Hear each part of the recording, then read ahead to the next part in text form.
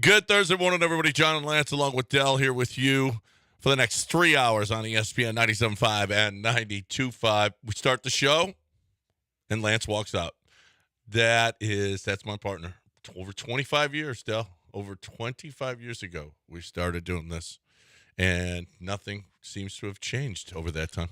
So I'm on a new endeavor. I do a show with Sean, who helps me quite a bit, but I don't have a quote-unquote partner.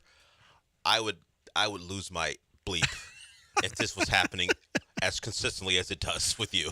If you start the show and Sean just walked away. Now, Sean has other responsibilities, so I get it. Producer has to do other stuff. But if the guy who's sitting in the room with me leaves at the start of the show all the time, I'd lose it. Yeah. No, I quietly internalize it, but I wouldn't yell at him. You just know what's coming. You just know that. That's all. This is freezing. This microphone is freezing. Everything's freezing in here. It's what we do. I was hoping to miss the beginning of John's discussion about the Astros. So Alex Bregman. Let's discuss Alex Bregman for a second. 8th inning, runner on third, 1 out, and he pops out to second. It's the 8th inning. You can win a baseball game, and dude just can't come. It's time and time again now for him. Well, pop-out is his thing, though. No, but this is not the first time that a game situation, runner on third, less than 2 outs, he sucks. He really sucks. Have you seen what Jose Altuve's batting average is this year with men in scoring position? Not good. All his homers are all solo. He was going into it yesterday. He was 1 for 15 this year in at bats with men in scoring position. That's awful. Altuve, by the way. It's awful. Now, Altuve is, but when nobody's on, Altuve is unstoppable. He's just unstoppable. I think he's, what has he got, 6 homers and 8 RBIs on the year? I mean, it's just, it's ridiculous. Well, the whole thing is just ridiculous. They're not coming through in the clutch. I mean, it's so bad. How do you not come up with something in that situation? Alex Bregman, it's embarrassing. It's embarrassing now. So you got to win that game You just got to win. You got to win. Now you got to just start winning all of these games. You got a good enough performance. I mean, JV, 2 strikeouts and 3 walks. That was a little concerning. Mm-hmm. But he still got the job done. They came up with every he had one inning. He had a base runner. Like every inning, there's a base hit or a walk. He was definitely not his best version of himself, but it was good enough to win. Mm-hmm. It was good enough to win. Mm-hmm. He only gave up 2 runs. So it was definitely good enough to win, but you had opportunity. Well, actually, you had no opportunities. What am I saying? You had opportunities. Once you're rolling against McKenzie, it's lights out. It just seems like, I know they showed the stat that in 2 of the games he had been dominant, 15 innings pitched in his 2 wins and only 9 innings pitched in his 2 losses, and they showed all the splits between wins and losses. I just remember seeing all the wins because I'll tell you what, right now, it took the first 2 innings, and I realized, it's going to be this McKenzie again. Crap.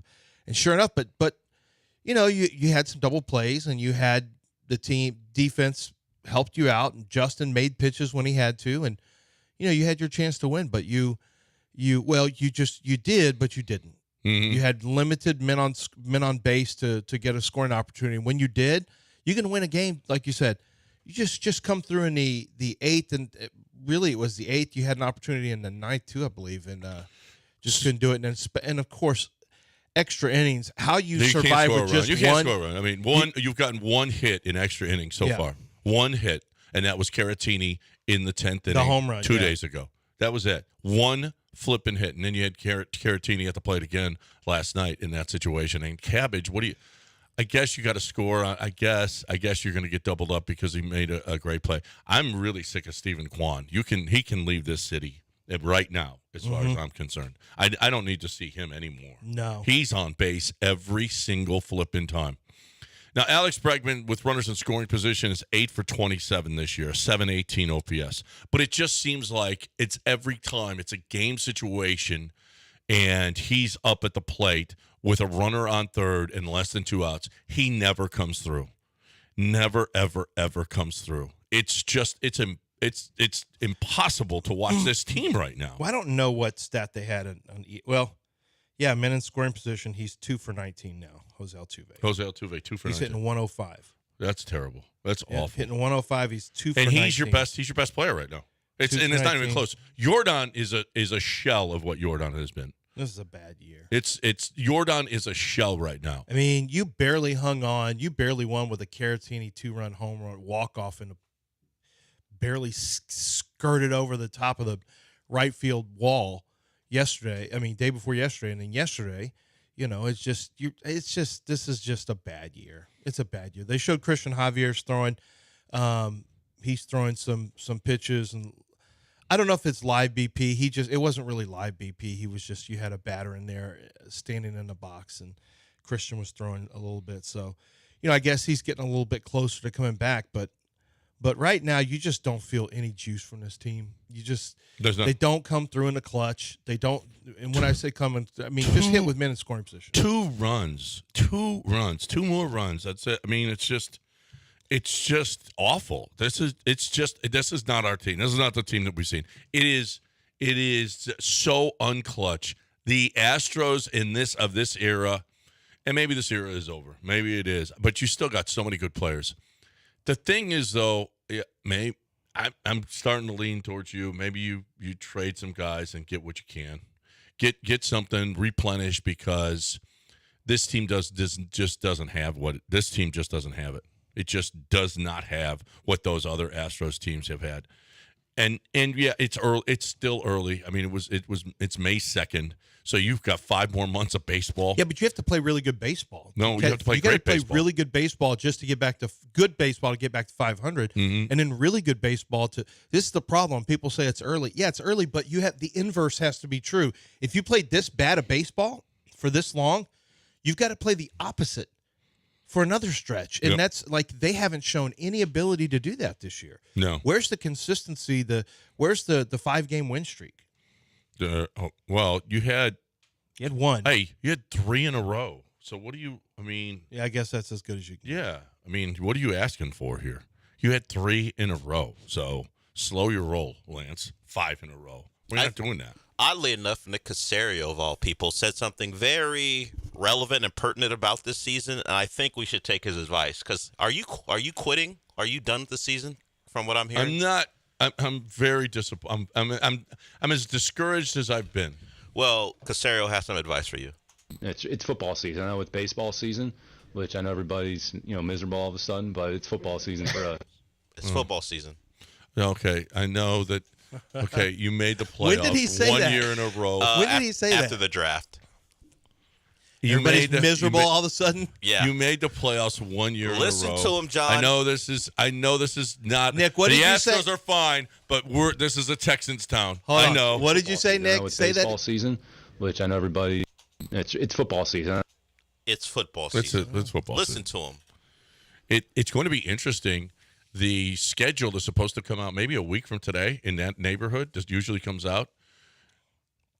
It'll be interesting to see where the Texans land, how many nationally televised games they had. Every game last year was at noon. Every game on Sunday at noon. What's that, Nick? John's talking about your schedule already? It's football season. I know it's baseball season, which I know everybody's miserable all of a sudden, but it's football season for us. Hey? Yeah, Football season for them. So it is football. It is football season for them. Yeah, you know what? I'm glad. I'm glad, Nick, that you're working in the off season. Thank you. Thank you for your service. Okay, thank you. Now go re-sign Steven Nelson. Okay, that's all. That's all. And Team batting average with runners in scoring position. You ready? Who has the best average with the minutes? best? Dubon. Dodgers. Who? The Dodgers. Oh, the Dodgers. Oh, okay. How about this? This can't be true. In 2020, is this 2024? Is this true? This can't be true. Season 2024. The Astros hitting 263. They're third in the league. Third in the league with runners in scoring position? That can't be true, can it? We don't score. Well, we don't get enough guys in scoring position, though. What are the numbers? Well, runs scored 134. Okay. That is here's the leaders. Dodgers 169, then Braves 157, then us 134, then Brewers 157, Phillies 149, 163, 157. Okay, go to runs scored. 54, Yeah. 39. Yeah. Go to run scored or where do we Yeah, I land? guess I'll just I'm going to spec lower than middle of the pack. Yeah. I was going to guess about 19 or 20. Lower than middle of the pack. Yeah. No, we don't. And then in terms of winning percentage, next to last. Yeah. No, we're terrible. This team is just not Astros. This is not an Astros team. This is not what we've had over the last 8 years. Everybody's miserable all of a sudden. Dead on, It's man. baseball season. Everybody's miserable. all of a sudden. Yeah. There's so much gold in That's there. a wise man right there. Who knew? Bill, you could play Bill O'Brien again, and it'd make more sense. And I came back around. Yep. I'm with Bill Came back O'Brien around. now. He's right. Listen, the Astros, that's all fine and see good, many with all those championships, but this is a Texans town. Did you see how many people were in the stands? It was down a little bit. Yeah, well, I mean, it's still school. I'm going tonight, and we'll see what happens. so I mean, I got offered some tickets, and I'm like, this team is so meh. I don't know. I don't want to, I'm not really. So are you going? You're going to sit with the people where up in the upper deck? Wherever Michael Bennis has my tickets. Where are those? I'm hoping he Is got it some upper from deck? With the people. Yeah, we're the last row. The last row, yeah. Last row of your suite. The last row. Last row of the suite. Wherever he has the tickets. Where are those tickets, Lance? Wherever he has those tickets. Man I of the don't know. people. Where are those tickets, Lance? Where are they? I don't know. I got to see. He hasn't transferred any Are tickets you going to be in the me yet. last row of that suite? He hasn't transferred any tickets to me yet. He so we'll hasn't? see. I mean, it's not Sweet. it's not the DC. It's not. We don't get- No, it's a suite with all the free food and. Well, I Yeah. don't know if there's free food in Oh there. yeah, it'll be free food. No, because I can tell you this, because 790 used to have suite and there was no food. Well, that was when a station has us. They don't buy the food every game. They never do that. I don't know whose suite this is, They to be never honest do with that. you. Yeah.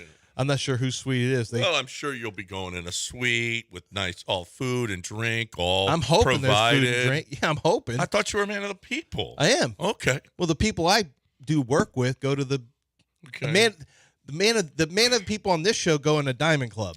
You and know- no one has invited me to the DC ever. Hey, The closest I got was John Daspit's seats, which are behind home plate. this is a pretty good point, Del. Nick sounds like the porky fat ass. Can you play back to back? Which? His Nick sounds. Oh, a little he bit, does. It's the same. It's the same tone. Yeah. Porky, Ricky fat brought ass, that up. Porky fat ass. Double wide. Double wide butterball. All right. If this is where we're at, All right, let's try. see. Porky, hog, fat ass, double wide, butterball. It's football season. I know it's baseball season, which I know everybody's miserable all of a sudden, but it's football season. We're not Porky, here. hog, fat ass, double Look, I wide, mean, butterball. it's football different. season. I know it's baseball season. It's a different which I know cadence. everybody's Yeah. But it's miserable. kind of the same It's got tone. the same porky fat ass. I know. Kind of the same tone. Yeah. All right. Well. Yeah. Nick is right on. Porky, hog, I know fat we ass, double wide, butterball. It's football season. I know it's baseball season, which I know everybody's miserable all of a sudden. Dell's got a little pep in his step today. I think he's excited about the Astros losing You I'm know not. what? because the Heat are out, so we don't have to worry about them anymore. I'm not excited about the Astros losing. I'm excited mostly because one of John's people failed us miserably, which he doesn't want to bring up. Who? Victor Caratini. What more He's can not- he do? He got. He's not Italian. He is Italian, and Although your boy he sent Joey- one out to left center field, and an unbelievable play, and garbage is running around the bases instead of staying. Okay, or cabbage or whatever. I mean, this is Garbage. Well, His he was name is garbage on that Cabbage. play. How about the fat and Lo Perfido, by the way, 5 punch outs and 9 at bats. Well, On that's brand. that's what he does. Yeah, he got base hit though. Yeah. He's had base hits in both games. Well, but which when is he's- better than Abreu. when he's not getting a hit, they're throwing, and they figured it. Boy, have you noticed? Did you see how they were setting up on him? Like, okay, inner portion. Well, They were sitting there, slider in, fastball in. They're just going to pound them in. Well, now you got no choice now though. With now that Chaz is on, that fat ass is on the IL.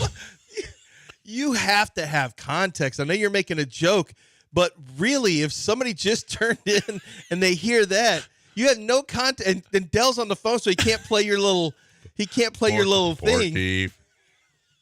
Well, So if So, Do you know that if Lance McCullers just tuned in and he heard you say that about his teammate, he would be ready to fight you? what? He still does throw his MMA shoulder podcast. out. And He'd throw his shoulder out. And you're trying to blame Cabbage or Cabbage or Garbage, whatever you call him. Caratini's the guy who got doubled off. Well, no, he got doubled off. The bottom of the 10th. Cabbage got doubled off. Yeah, but so did Caratini. The Caratini last No, he at-bat. got doubled up.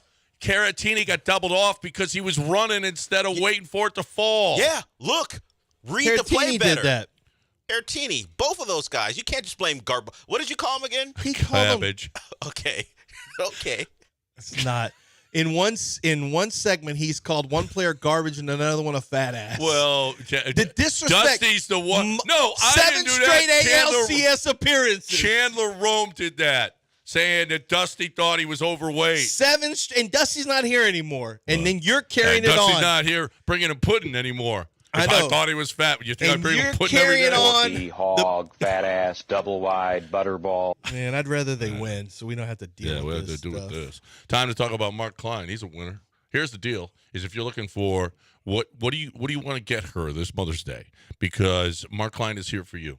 You're looking for the best way to get her something that she's going to love, and it doesn't matter what it is. And here's the deal: he has those lab-made diamonds, which are identical. Weight, color, clarity, everything. It's all the same. It is a diamond. And yet it's a fraction of the cost. It's a diamond. You want to get her diamond earrings, a diamond pendant, diamond ring, whatever it is. No one can, and you won't tell the difference. It's a real diamond. So if you're looking to, if you want to, this Mother's Day, I mean, maybe she's your mom, maybe she's your baby mama, and you want to get married, you got that ring for her. I need you this Mother's Day to go to Klein's. Give him a call, or you can send him a text of show him what you want him to make for her this Mother's Day. 832-316-1388, 832-316-1388, or go to kleinsjewelry.com. You can do it all online. He'll send it to you. Or you can get to one of two locations, I-10 and Echo and Augusta and Woodway. You're looking for diamonds for her this Mother's Day. There's one place to go, Klein's Jewelry.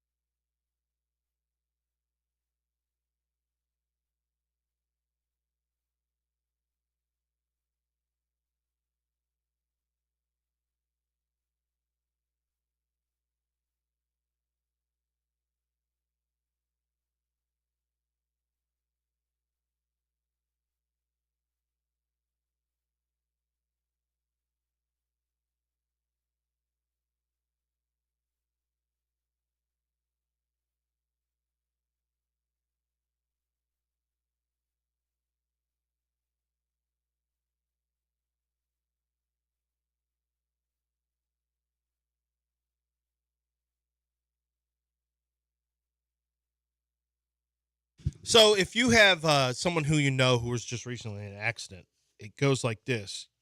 A, you're in shock because of the accident if you've been injured.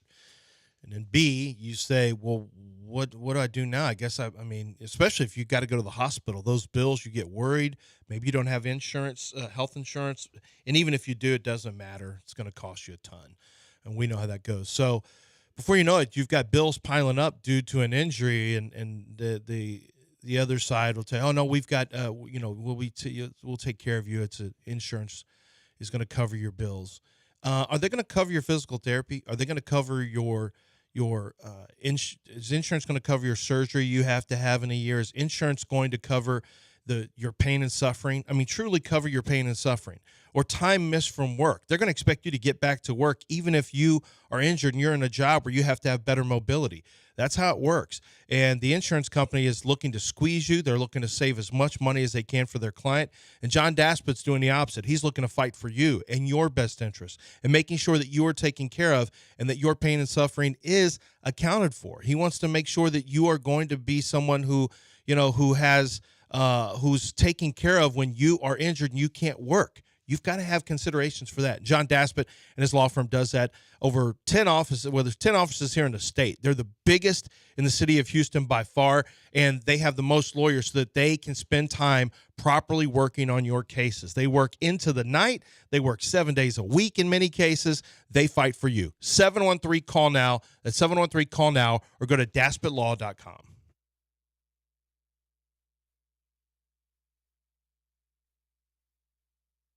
You're back in the Veritex Community Bank Studios with John and Lance on ESPN 97.5 and 92.5. All right, welcome back. If you want to get in, 713-780-3776, 713-780-3776. Last night in the NBA, Luka took it to him. The Mavs just destroyed him. It wasn't much of a game. They came through in the third quarter. And I did not realize this. So there was a story, maybe on this date, Michael Jordan was getting on the plane for Game 6 against the Suns, and he made the statement, "Guys, I'm only bringing one suit. That's it. We're going to win Game 6, and I'm coming back. We're coming back home. So don't pack heavy. Just bring one suit." Well, so then it's like something James would say. So then it said that Michael Jordan put all his accolades on there. He averaged 33.6 points and 6 rebounds and 6 assists in 35 NBA Finals games, 6 MVPs and blah blah blah.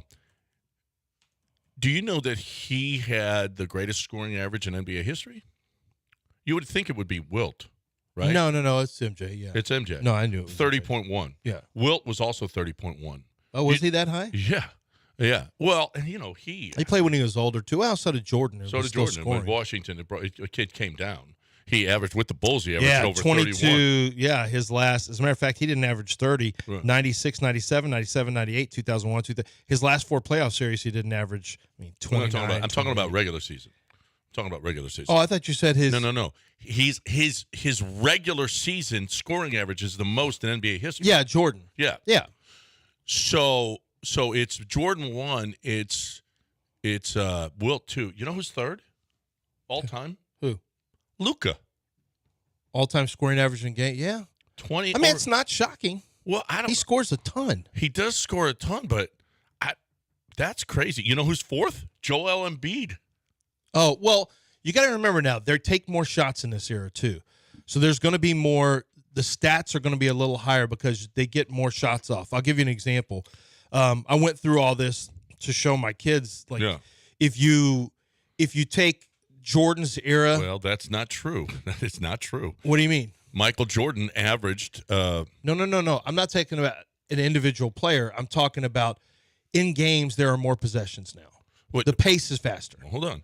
If that's the case, then you're saying Luka is taking more shots because he's averaging more points. He actually has attempted. He and Joel Embiid both attempted less than Wilt and Michael. Well, no, obviously they shoot more threes. Right. They're going to score more because of the threes. Right. The 3-pointer. The three-pointer. I'm talking about total stats. Right. Rebounds, assists, now, points. Luka averaged 8 points. Is averaging 8.6 3-point attempts.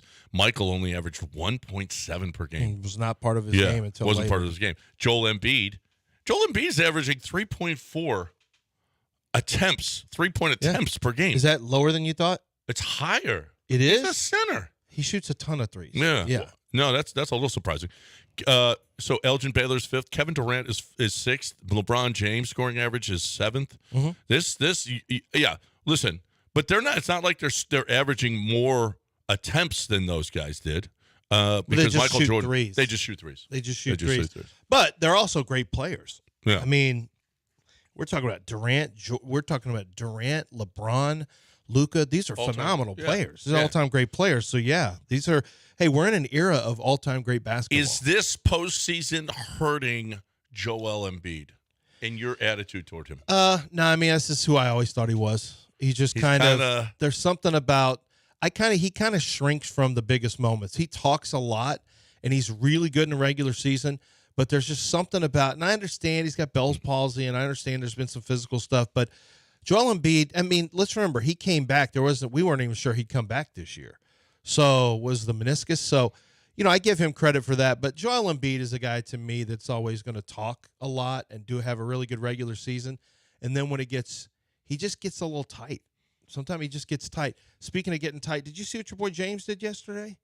We're getting back to James territory. After that big game the other day, they're down 3-2 now. They got beat yesterday by 30. But that wasn't even an elimination game. They got beat at home, and James was 2 of 12, 1 of 7 from 7 points. Yeah, he ended up with 7 points, 7 assists, 4 turnovers. Yeah, that's a James Harden.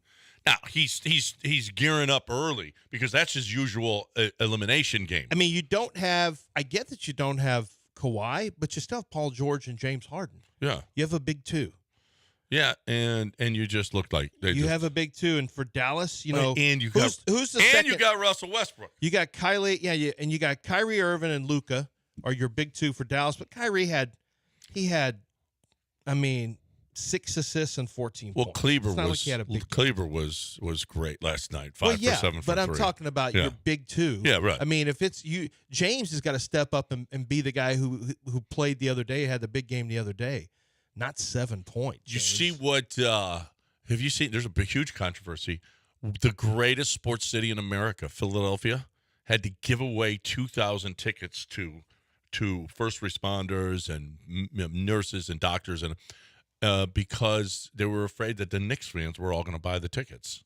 So they gave them to Philadelphia. They gave away 2,000 tickets to first responders and whatnot. Because in the last game in Philadelphia, it was half Knicks fans. Wow. Yeah, because they're just not showing up for this team. But maybe listen, like we can't talk about it because here we don't jump on until now. We'll be really excited. But this process has been going on for quite a while. They're not closer to a championship team. They're not close to being to being in championship. Despite Maxey and Joel Embiid, this is not a championship team. No, it's not. And maybe they're just sick of it. Oh, but one of the reasons is because Joel Embiid does not have. I don't think he has that championship gene either. Yeah, there's not a lot of guys who do. Well, I mean, listen. There's something to be said for who said it. They're saying. You went through the process, right? Right. You learned to lose. You learned that losing is okay.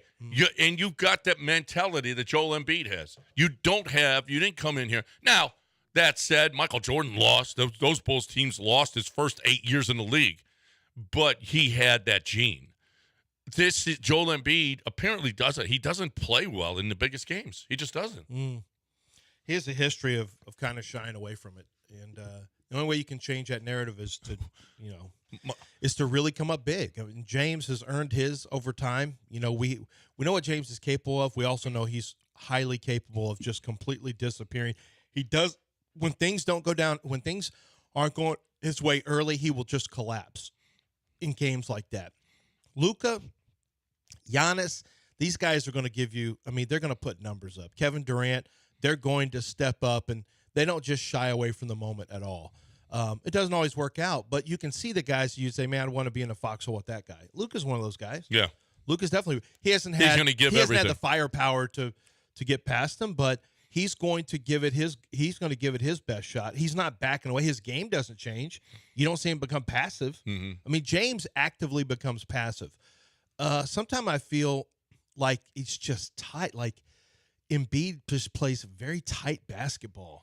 Whenever it's a big game and a big moment, he's always, I don't know. There's just always felt like something that was just kind of soft about him. And and I say that, I'm hesitant to say that. I can't really he just feels like, how do I say, like mama's boy? I don't know. Whoa. I don't know how to classify it. It's just his personality is such that he doesn't have an alpha personality. When it feels like he's a guy that would look for excuses. Yeah. Just the other day, I'm sorry, but as soon as I heard he had a migraine before the game and he had a migraine and he missed shoot around, all I could think of was he's trying to get out of this. He wants a chance to have an excuse if they lose, and then they ended up winning. So and that's probably unfair of me. So I'm admitting it's unfair, but that's just kind of how his personality. Well, he was crap in the fourth quarter, though, and Maxey had to bail him out, and then he was good again in overtime. Somehow he got better in overtime than he was, but he was crap, and they should have lost that game if not for the Tyrese Maxey heroics. All right, 713-780-3776 is the number. Doc Linville is what I'm talking about right now. I was texting back and forth with him yesterday. We're going to hang out a little bit. I love Doc Linville. You're going to love Doc Linville. I love that the process was so simple. I did the other process where you move the hair to the top of your head. They cut it, and it's painful, and it's awful, and then it doesn't stick. It was just the worst process ever.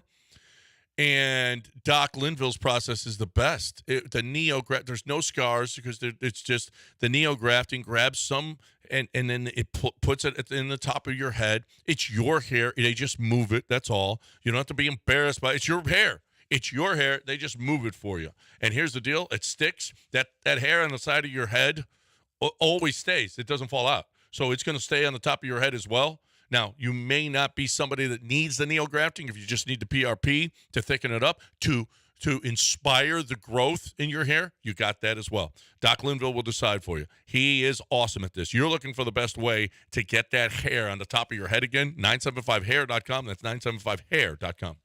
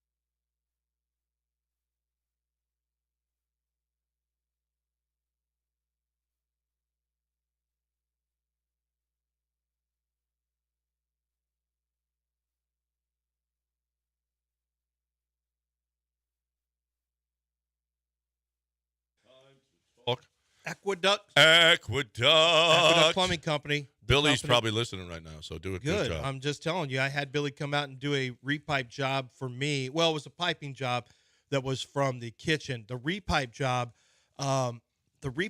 is going to be a necessity for all of you with a house that's older than 40 years old, because you have that cast iron or whatever it is, pipes underneath your home. They rust out. I mean, it's everyone has them. That's how they were built. So if you've never had a repiping job done, you are going to. The way that the earth shifts, the way that we get really, really dry, the way that we get really, really wet underneath the soil. I mean, it's going to cause problems for you at some point. Once it cracks, you're in trouble. The whole thing needs to be repiped. Did you know that Billy Brown and his company can do it for as low as $5,500, a complete repiping, which is going under your home, taking out all the old piping, installing the new piping? They can actually get that done for you, and it's something that can be done in an efficient manner. They keep a clean work site. I mean, it's not initially when you have to do the work, there's no way to be. You just have to get it out and get ready to go. And then once they put it back, once they settle everything up after it's all done, you are back in business. And I'm telling you right now, it is a huge pain if you've got a leaky pipe underneath your foundation, because it causes a tremendous amount of wash away underneath the foundation if you're not looking into it. Aqueduct Plumbing Company. I'm speaking on one subject because it's a really big deal, repiping. AqueductPlumbingCompany.com.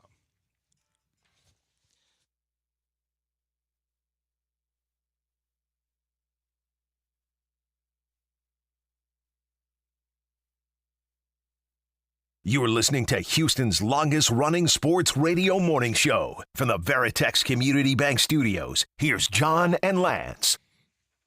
Welcome back here on ESPN 97.5 and 92.5. So I'm looking at name an actor in a small role in a movie who crushed it. I'll start with The Old Man Who Knew Pink, had 2,000 yards in his arm while evaluating the team like Mel Kiper Jr. You mentioned Mel yesterday. Mm-hmm. Yeah. You had a nice conversation with him? Mel's always been a stand-up guy. I met him back in 12. And met him in 2012, and, man, he's just an awesome guy. Really was nice then. Still to this day, he's everybody in the business likes him because he just wants to help people. I talked to him. You know, he started when he was 23 years old. He did TV when he was 23 years old. His first time on ESPN, he started. Was that the one where he called out the Colts? No, I asked him that. He said that was 94. Oh. So he called out the Colts in 94. So he had been on TV 11 years by then. Isn't that crazy? But people, well, apparently, who was it? The general manager who didn't, he was like, I don't even, who is this guy? It was Tobin. Yeah, Bill Tobin. Yeah. He was pissed at him. Who the hell is Mel Kiper Jr. anyway? Yeah. I mean, you know, Mel Kiper was he created draft. So apparently he was going to be hired by the Colts at the age of 23 to be the assistant to Ernie Accorsi, the general manager. And, or whatever Ernie's, I think he was general manager then. And then something happened with the John Elway trade where he was traded away to the Broncos. And then he said, no, it's best that you not come because we may not, you may not last here. And Mel said, I would have gone to the Indianapolis Colts, probably been fired after 2 years with the rest of the staff. Mm-hmm. A year or 2 years. I would have left my my draft books that I was doing at the time because he was creating his own draft books. It would have taken time to get those people back. I never would have got, because he got the call from ESPN 4 months after all, when the Colts said don't come. He said 4 months later he got a call from ESPN, and the rest is history. He told this story to me also. The Kansas City Chiefs, he knows for a fact, Shafter knows, everyone knows, the Kansas City Chiefs tried to move up and trade for Paxton Lynch in 2016. They wanted Paxton Lynch badly. Andy Reid wanted Paxton Lynch. And they couldn't get a trade done, so they ended up trading out of the first. Because a lot of times, if you can't get the guy you want, you trade out. So they traded out of the first round. They were pissed. They couldn't get Paxton Lynch. What a shame for them. Yeah, that pick became Chris Jones. And because they didn't have a quarterback, guess who they got the next year in 17? Pat Mahomes. Yeah. If they'd have gotten Paxton Lynch, they would have never had Chris Jones or obviously Patrick Mahomes. Because they couldn't get up and trade for Paxton Lynch, they were able to grab Chris Jones and Patrick Mahomes. A good chance you're talking about two future Hall of Famers. And clearly it has changed the course and the direction and the history of the NFL over the last 8 years. So it's the trades that you don't make. Yes, it's the trades you don't make. But how Didn't about Garth that? Brooks sing about that? The prayers that God doesn't answer, unanswered prayers. Unanswered prayers. That's right. That's right. Just the other night, we were trying to draft Paxton. Nope, I'm not going to keep going. I see you looking. I see you looking at Dell. I'll stop. I'll cut it off right there. No more country songs for me. Damn it, that could have been some more songs of the South. I saw you looking at Dell, and I realized what I was doing. was being monitored. Just the other day, we're trying to drown.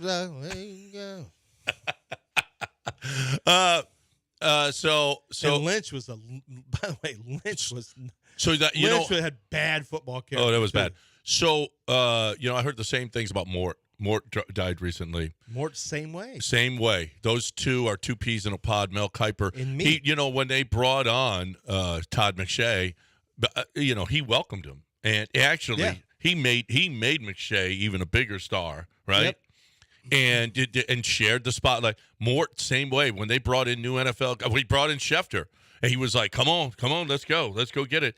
And everybody said the same thing. Mort was just encouraging to everybody. It didn't matter if you were going to, there are guys in this business that they feel like you're going to take their job, so they're going to do everything in their power to hurt you. And I'm not going to mention any names.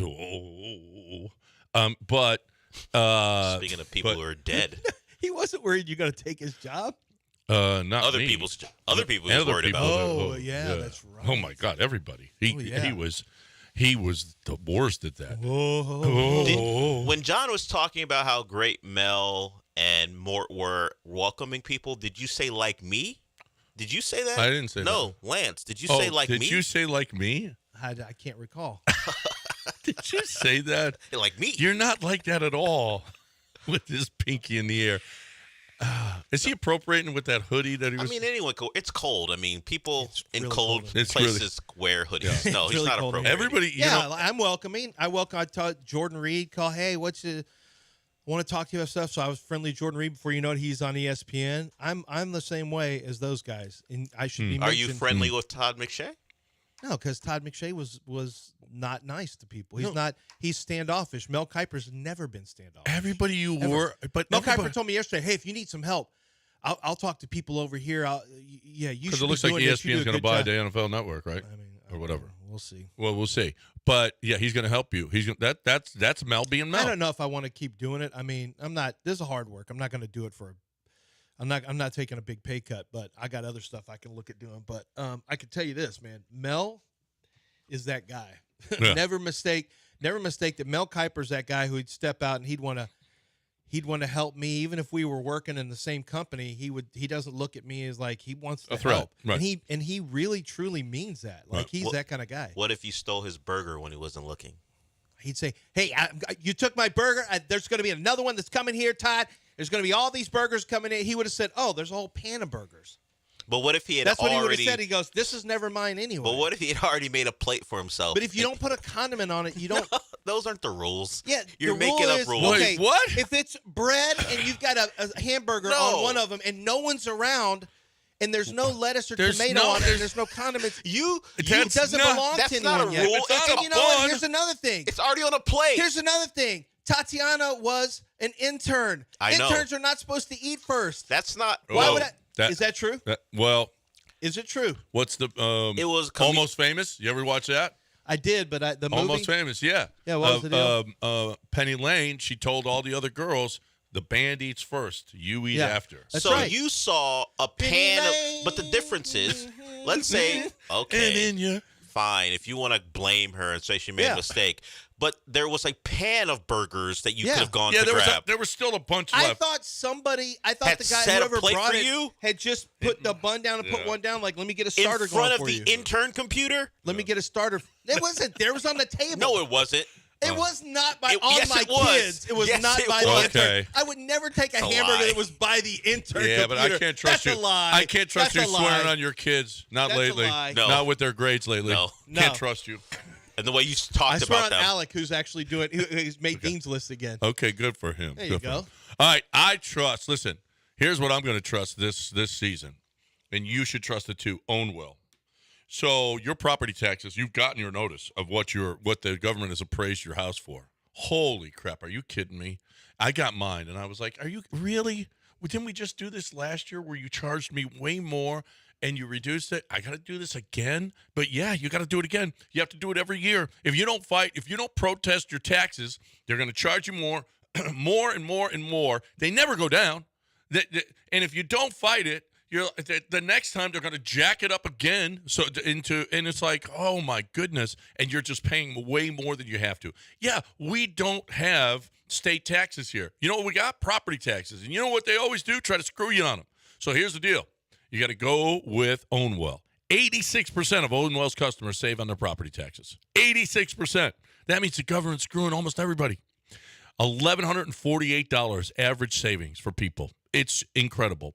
And there's no upfront cost, okay? So you save or it's free. You don't save, you don't pay.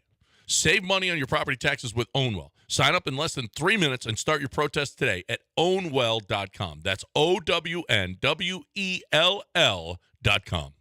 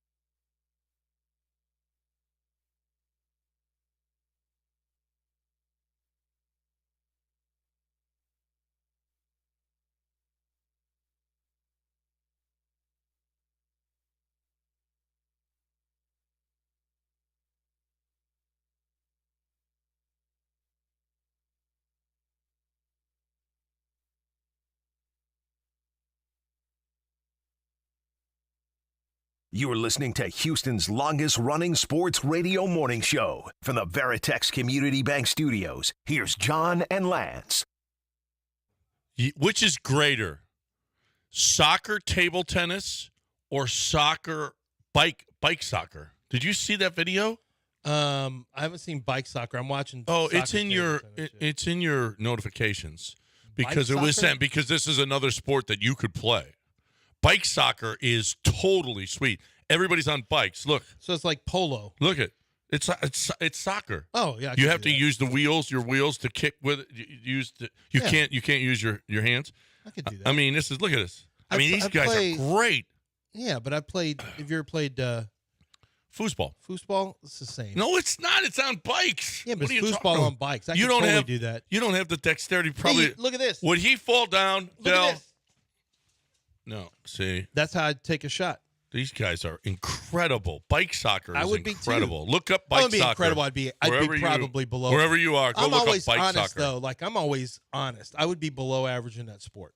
Okay. Internet Hall of Fame, Internet HOF is who's got bike soccer. It's awesome. It's awesome. Go look at it. Did you see the Oscar De La Hoya Canelo press conference? We can't air it because there's all Canelo is just basically called.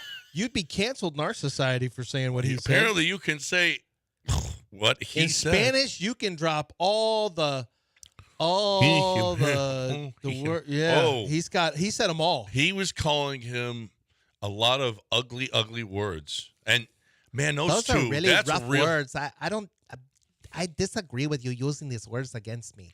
Do you know that means that you're calling me a homosexual? I want you all to know that. If you don't speak Spanish, he's calling me homosexual. You might want to cancel him. And then he didn't get canceled. No, he didn't get. No, He's Canelo talking- actually. Oscar De La Hoya What are you went going to do after- to Canelo? He's a boxer. He went after Canelo in the press conference. He's reading it, and he kept saying, "They got to read that. They got to write that stuff for you." Yeah, right. Because Oscar's reading off a piece of paper, and Canelo had some really blue words that he used. Some really choice ugly. language. Some choice language. Isn't that what they chant at Mexican soccer games? Right? When they're losing, they will yell. The at memo hasn't gotten there that you're not supposed to. No, it has actually. Taunt people. They've been penalized for it, haven't they? Well, yeah, it still hasn't. The rule. It hasn't sunk in. Well, it hasn't stopped them. The rule is the referee has at his discretion or her discretion to stop the match and like a 10-minute break where they warn everyone to not do it, and then if they do it again, could be another warning, or he could end the match and give the game or match over to the opponent. A goal kick, and they'll scream out a slur, and they're not supposed to do it. But it generally pops up when El Tri is trailing in a match. The fans will get upset and they'll start yelling it at the goalkeeper. Yeah, like ugly things. Ugly things. Ugly yes. things. Yeah, like that stuff. Things you don't say in a we're polite not allowed society. to say. We don't say anymore. Not in this world. Not in this country. Anyway. God, that's, you know what? I just thought about apparently that's fine over there. Yeah, not a problem. Drop those. But what if they had an English interpreter saying things out loud, like in the stands? They have to write this for you. Yeah, don't tell me anything, bitch. They have to write this for you, you stupid. Wow. I have to stop there. I have to stop. She'd say, right. You dumb homosexual person. You were and imbecile. He was calling. It was ugly. Anyway, do not. What do we got going on there? Somebody's phone is doing some kind of. It's not the phone. It's the National Weather Service. Oh, we're not on breaking right in. now. I don't know how it works. I imagine they cut into the broadcast. I think that's they the do. rule. Yeah. I think they do. Is flood? So do we know? Well, we got people streaming who's still listening. Yeah. Who do we got? I don't know. I just assume we're still on the air. I guess. Yeah, the streamers can hear you. The people on YouTube aren't affected by it, but the people listening on the radio. But if the streamers need to know who to contact in case of an emergency. I don't think they get this. They're not wired in that way. What in case of an emergency, you contact your local something, right? Yeah. Yes. Yeah, 911. How many times have we heard that thing? Do you know what it means? What it says? I know it's supposed to contact the emergency service. What That's all I emergency? know. Give me a number. What emergency service am I supposed to contact? This has got to be for floods, because apparently, have y'all heard San Jacinto? The San Jacinto is overflowing. No, this happens all the time on everybody's air. Yeah. Well, some on our air, I never hear this. Well, some of it is planned, where we run a test once per whatever. This one wasn't planned. It's just it just comes up. It's coming up because something's going on. Okay. Flooding, yeah. So it's being done to distract you from Alex Bregman's game. Is that what it is? Yes, it's a plant to distract us all. How's Twitter handling Alex Bregman? Not great. Let's see. We got this guy. Another one-run loss for the 10-20 dog-ass Astros because Bregman can't put a ball in the air to medium outfield. Runner at third base, 1 out, tie game, bottom 8. Sac fly or single through drawn-in infield wins it. Instead, the patented Bregman pop-up to second base. Hope he's wearing it. It's on him. Bregman's been absolute ship, not barreling anything consistently, just killed us in the 2-hole. Let's see what else. We've got some other ugly Alex Bregman stuff. Here's the problem. It was May 1st. Yeah. Like, it's April's not even over. April. April's over. We're not supposed to. And do you see the strikeouts he had? You want to talk about uncharacteristic. He's swinging at bad 2-strike pitches. Yeah. Alex Bregman is having some terrible ABs. This year, Well, let's move him up to the 2-hole. This year, well, they're trying something. Espada's trying to see if he could get him going. This Alex Bregman playing for the contract year thing doesn't matter. Every time you feel bad up the Astros, just remember. It's football season. Yeah. It's football season. Just remember. Anytime they make you feel bad, just remember, like Lance says, we no longer deal in poverty quarterbacks. Nope. This is a team who's supposed to win a Super Bowl. If we listen to Lance, just remember, it's football season. Anytime you feel bad about Bregman or anything else going on with the Astros. I see some Astros fans really turning against the Astros. Like, I know it's a bad year. We're all disappointed, but when you start using cuss words at them, like, that just shows you how quick it can turn. You can go 7 straight ALCS. You can go to the World Series 4 times. Boy, well, as soon as you get down and have a bad year, you're done. We're gonna like, I'm willing to say this isn't gonna be the year and all that stuff, but I'm not gonna bad talk them. I'll do that at my house. Well, you have been bad talking them. What are you talking about? No, I just think some of the guys need to be traded. He's not cussing at them. No, I'm not mad. I feel like Bregman. Well, I don't know what you get for Bregman now. Yeah, I don't know what you get for Bregman now. Well, we got to wait. Tucker. But by mid-season, really he might have a hit, and with an important hit. In all seriousness, May is where he usually starts to wake up. But this could also take half a year. That happened in 2022 when they won the World Series. It took half a year for him to make it back, and then he got on fire the second half of the season. Yep. This is as bad as we've seen it. This is in 9 years now. This is as bad as we've seen it. 2016 was the last time that they were this bad. But they're playing 333 ball.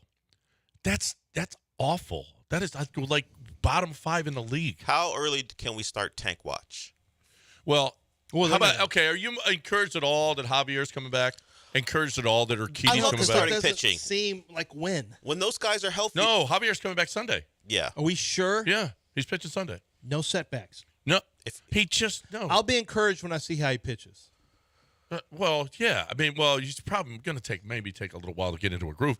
Hey, you got Seattle coming in this weekend. We don't have runs to spare. You got Seattle coming in this weekend. Guess what you got to do? Win some games. The rotation. How about that? The rotation that doesn't include an Arrighetti or a Brown. Yeah.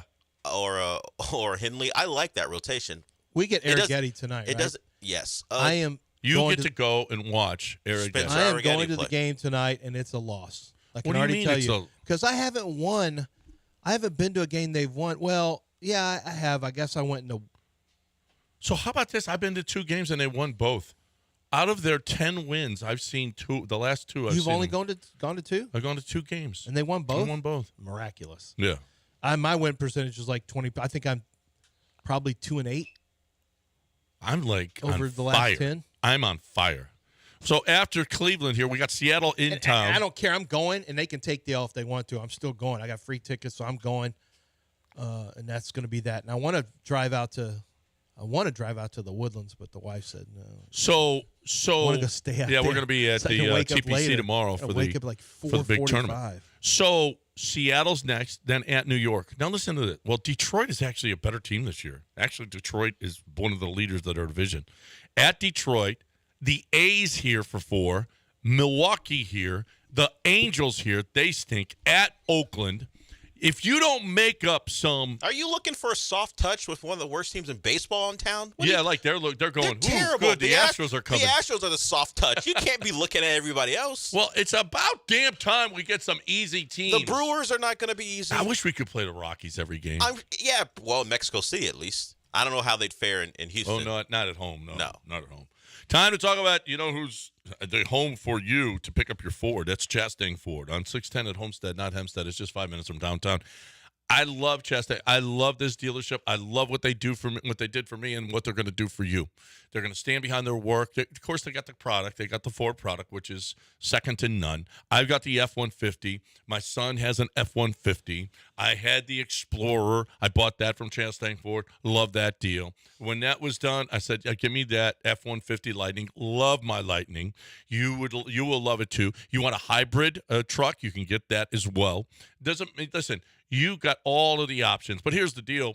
It's customized exactly how you want it, not how they want it. If you order it, you can get the vehicle exactly how you want it. Now they've got packages on the lot right now waiting for you. But they're going to tell you, first thing you're going to say is where your payments have to be. So then we go and we'll look for that perfect vehicle for you, be it that F-150, 250, 350, be it diesel or hybrid, whatever the case may be. they're going to get you into the vehicle that you won't be choking on every single month to pay off. Okay, that's not the goal.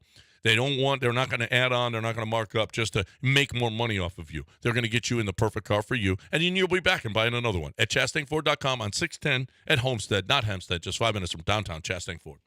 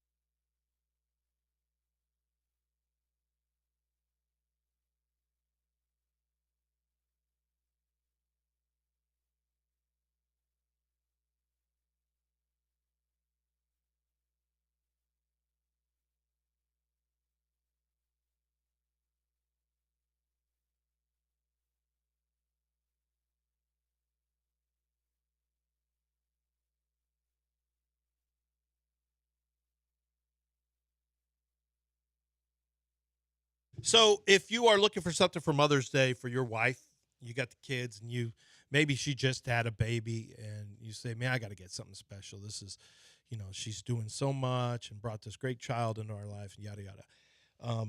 Zadok Jewelers, I just gave you your answer. Go in, get a bracelet, get a necklace, earrings, get her maybe, while you're in there, get yourself a watch.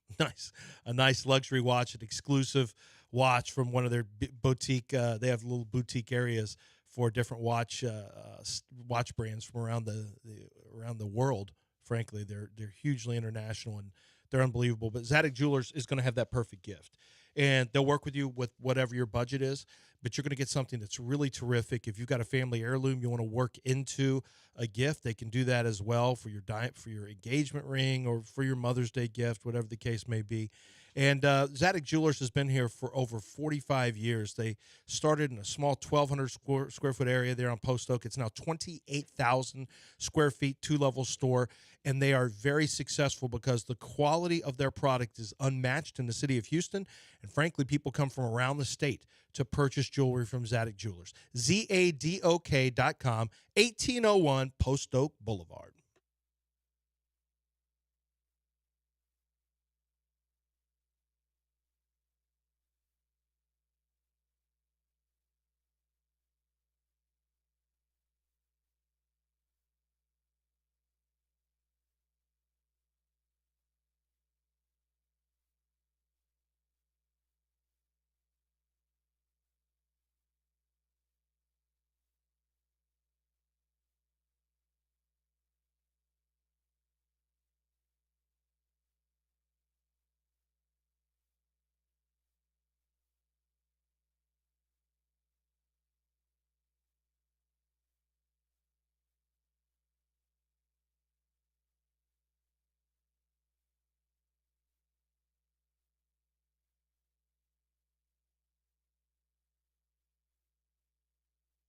A little big ups to Republic Boot Company, where we're not. So we're not there.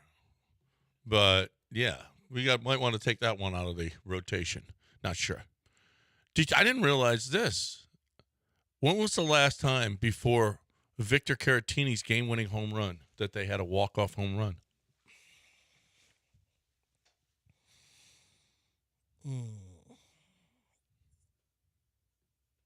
Was it an Altuve, John? Nope.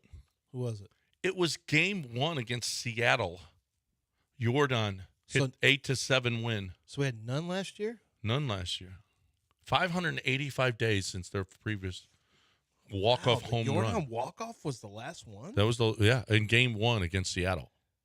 Oh, well, you had the playoff home run by Altuve, but that was on the road against the Rangers. So that wasn't a walk-off. Yeah, right. Yeah, so it has to be at home, and you don't win at home.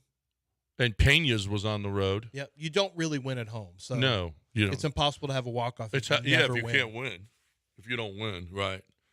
Man, I'd like this Jordan again. That one in the postseason when he hit that. Yeah, this Jordan's not off to a good start. I mean, we've got a bunch. Kyle Tucker's actually played really well. And it's like you don't even know it. It just hasn't had an impact on winning. Another Alex home run Bregman, last night. another bad start. Chasing pitches he doesn't usually chase. I mean, that guy's got some of the best plate discipline I've ever seen, and it's just become an issue for him. Justin Verlander was fine. He was fine. He's not 2 strikeouts, 3 walks. He was not, he's getting older. He's not the same pitcher he was back in 22 when the Astros won the World Series. And these years, you add a year. It's one thing when you go from 33 to age 35, you go 2 years there. That's one thing. You can stay relatively the same. But the years start to pile up. Once you hit around 40 years old, even before then, ask Jose Abreu, ask Yuli.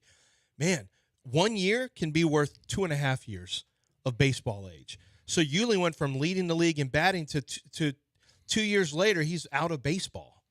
That's how fast it can happen. Yep. And Justin Verlander right now, he's still a good pitcher, but he's not the Verlander. I don't know that he's ever going to be the Verlander we saw in 22, and I know that's going to be hard for people to deal with because they say, wait a minute, in 22 this guy was great, helped us in the World Series, as a Cy Young level it's a ways pitching. ago now. But 2 years is a long time in baseball when you're getting older. Yeah.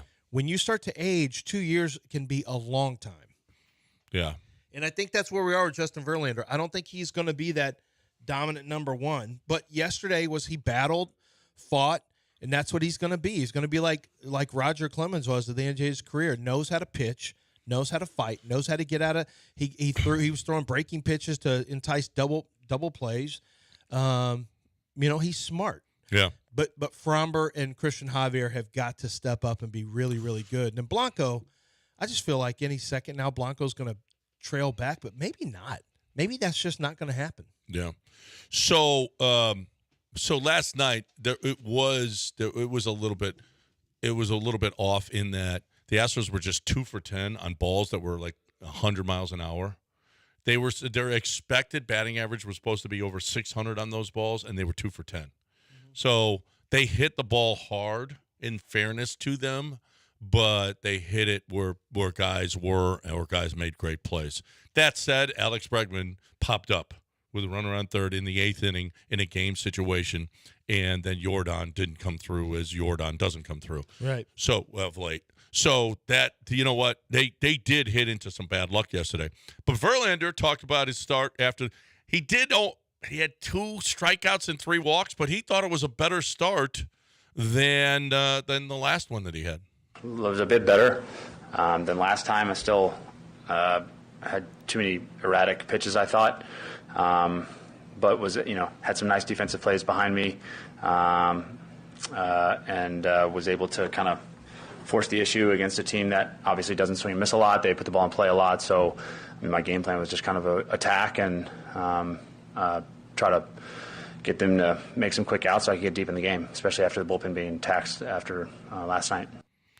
Yeah, he pitched. He had the 1 inning, and Stephen Kwan with 2 outs came up with the triple to score a run. He gave up the solo homer, which is something that he does. 2 runs, I'll take that from Justin Verlander all the time. But you're right, it just doesn't seem like he's the same guy. Right.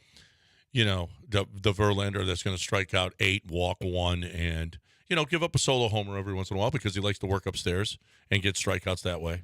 But he's getting older. There was a story out. Do they trade in the midst of all this stuff? Forget trading Bregman And maybe Verlander, if they suck this year, maybe Verlander will go, yeah, okay, you guys can trade me, just like he did with the Mets. You can trade me. Yeah, like you did with the Tigers. Like you did with it. Yeah, you guys do suck. Let me go to a winner. That's fine. Is that a guy that you might look at that as well? Sure. No. Why not?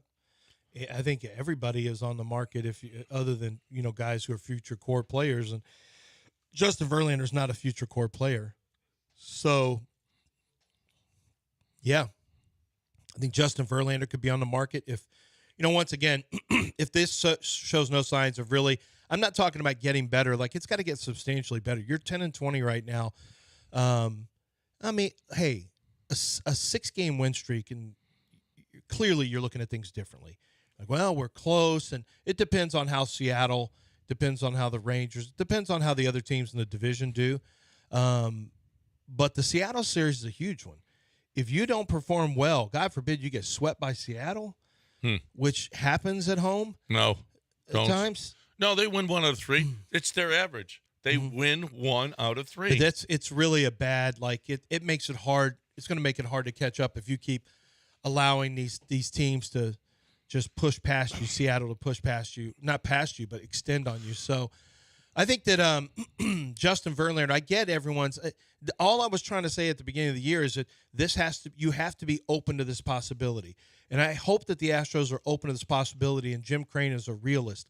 Because if this is going to be dog turd baseball, if this is not going to be good, I will have so much love and affection for the Astros. It's the greatest sports. It's the greatest run in my life from sports, and probably everyone who's listening. I can't imagine anyone else having I don't know where you lived. You didn't live here. As somebody who's from here, never has a team given me this much joy. Never. Yeah. I can go to some, the Houston Rockets did over a shorter period of time. It was great. But this is different. The Astros are different. But if it's over, it's over, and they've got to replenish the minor leagues, and Justin Verlander will bring you a good prospect for somebody who really is desperate to get his level of pitching and experience on a playoff roster. I think Bregman, you could move Bregman for whatever. Probably a couple minor league prospects, and then Kyle Tucker would bring you a haul. Because that dude he's a 5-tool player. You'd have a year to convince him to stay. He would bring in a year of team control. He would bring you a haul. Yep. A year and a half. If you got a year and a half of Kyle Tucker, you could get plenty. Plus, it's going to be a bigger team because they feel like they can afford him. And so, yeah, I think that there's a chance. Honestly, you're not going to. You more than likely don't keep Bregman. Maybe Verlander's gone as well. Your core could be Tucker and Jordan for years to come. And you know what? Maybe they finally bite the bullet on this one. Maybe they finally bite the bullet and say, "We're doing it." Yeah, it would be because they've never done it. They've never done it. Yeah. But this is the guy. Kyle Tucker is the guy. Despite his postseason last year, let's not forget. If you were able to move off of Justin Verlander's contract, and does Verlander have a year left? He's got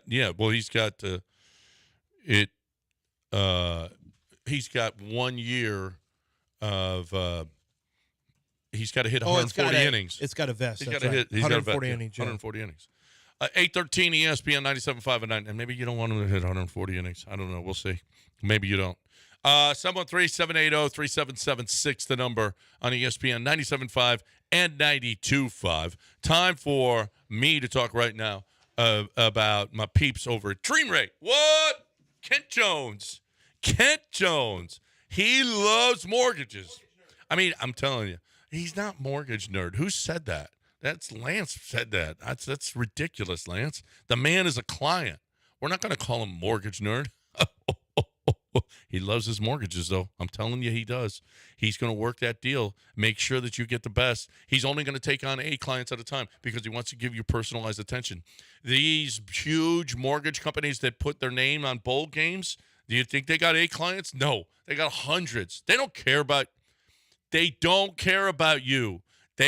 You're a number. You just got to get through that. That's all they're trying to do. Work it. Get as many in there. Go, go, go, go. Sell, sell, sell. Not Kent Jones.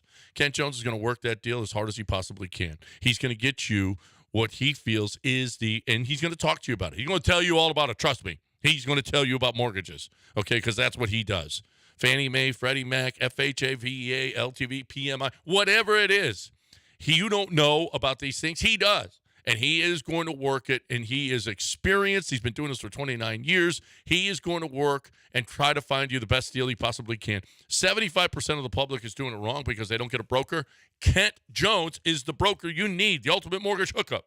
Dream Rate Mortgage, 713-520-5626, 713-520-LOAN, or 975loans.com.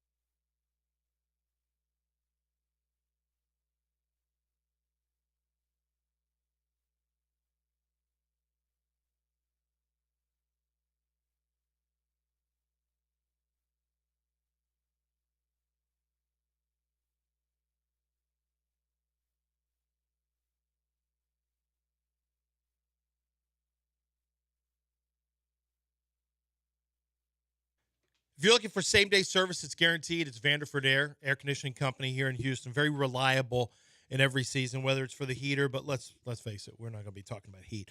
We're talking about air conditioning. Same-day service guaranteed, 281-557-COOL. You can schedule your service right there on the website at vanderfordair.com. And the Vanderford difference is really simple.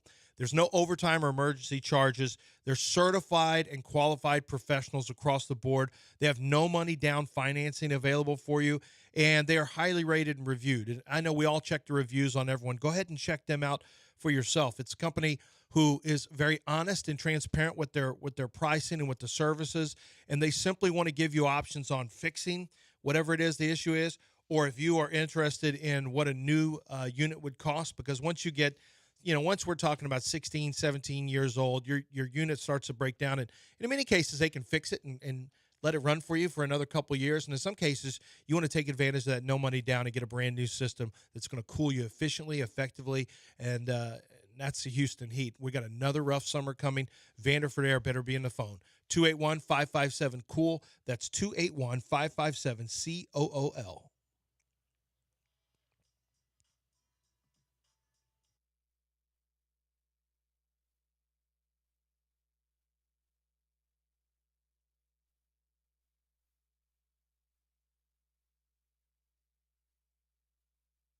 You are listening to Houston's longest-running sports radio morning show. From the Veritex Community Bank Studios, here's John and Lance. Welcome back here on ESPN 97.5. I don't want to talk about the Astros. It's kind of depressing. Yeah, I don't need it. Let's talk about the Texans. Okay. They going to play on Thanksgiving Day? It's football season. Thanks, Nick. Appreciate that, Nick. Are they going to play on Thanksgiving Day? They have to play at the Cowboys. Wouldn't that be the best? It's got to be. I mean, It's it had to be that game. Day. Yeah. Houston at Dallas. It has to be Dallas. You don't think they want that on a Sunday night? Thanksgiving's big too. I understand, but you can. That's Dallas. It's Thanksgiving. They can put any game there. People are going to watch. That's it's true. Thanksgiving football. Sunday night, Dallas and the Texans. It ain't going to be a 12:00 game. No. I'll tell you that. No. It's going to be a nationally televised game this year. Poverty quarterback versus elite quarterback. How poverty about Micah quarterback. Parsons? Poverty owner versus Hitting elite CJ. owner. Is he going to hold off? Is he going to go full on to CJ? Oh no, I No. think he's going to want to. No, He hey, won't. I'm right here, young stud. I'm right here. He'll back off. He's if gonna he knows want- what's good for his podcast.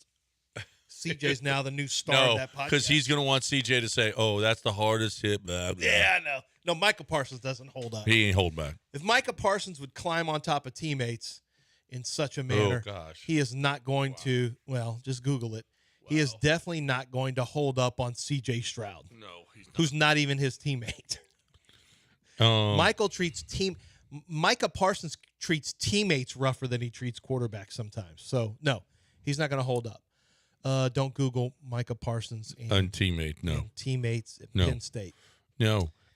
He's a little bit of a bully. How many Sunday night games and Monday night games will the Texans get?